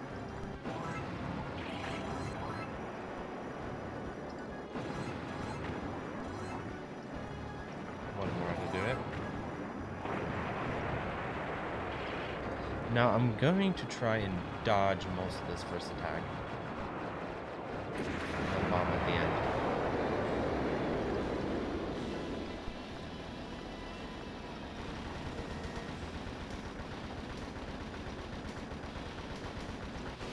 No, clipped me.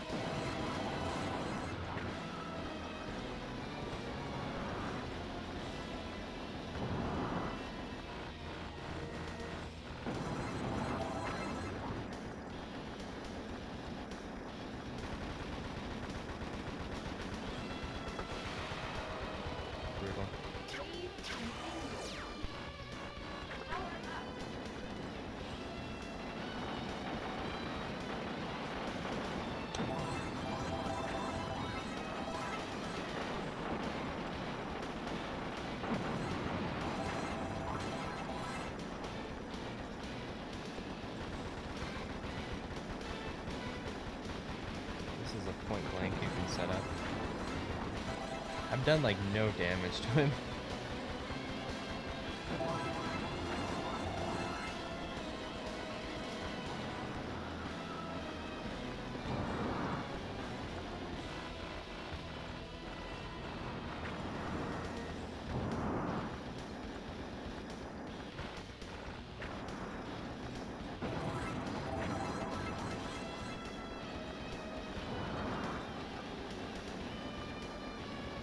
That point blank off.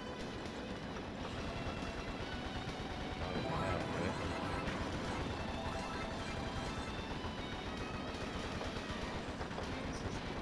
That was a tricky beginning. Ooh, he's kind of moving. He's kind of a fast one.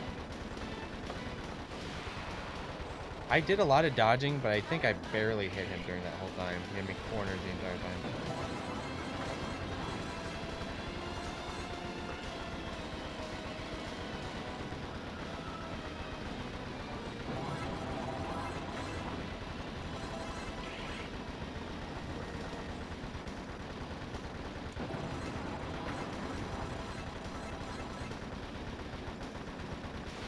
Oh, I tried to slip through that. I shouldn't do that. I always try.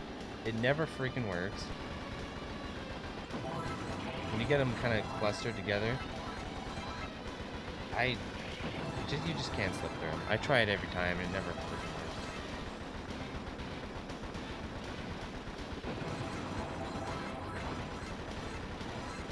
I'm getting horrible luck on this guy.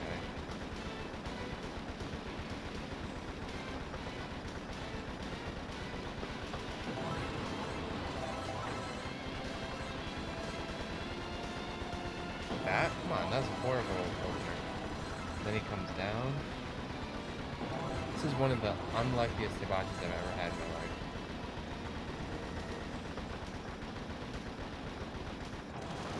Still got him though.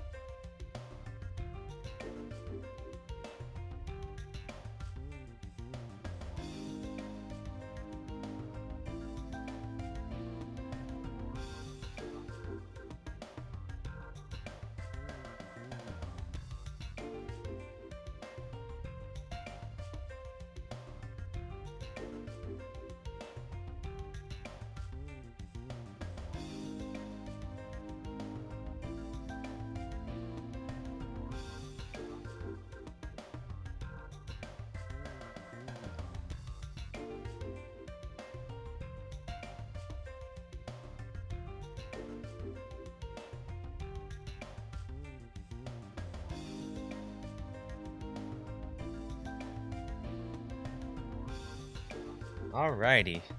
That's gotta be some primo Dodonpachi action.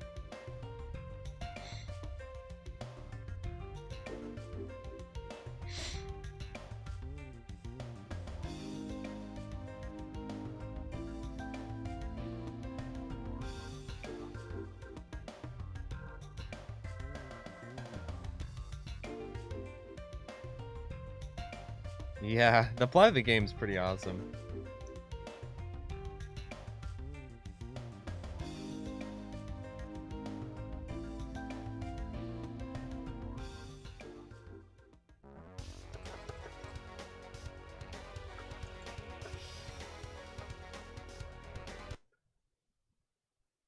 Game over. Well, anyway, thanks so much everyone for tuning in. Made it to 2-6 with the shot, with the B shot. That's pretty good. Thanks everyone for tuning in. Adios. It was a lot of fun.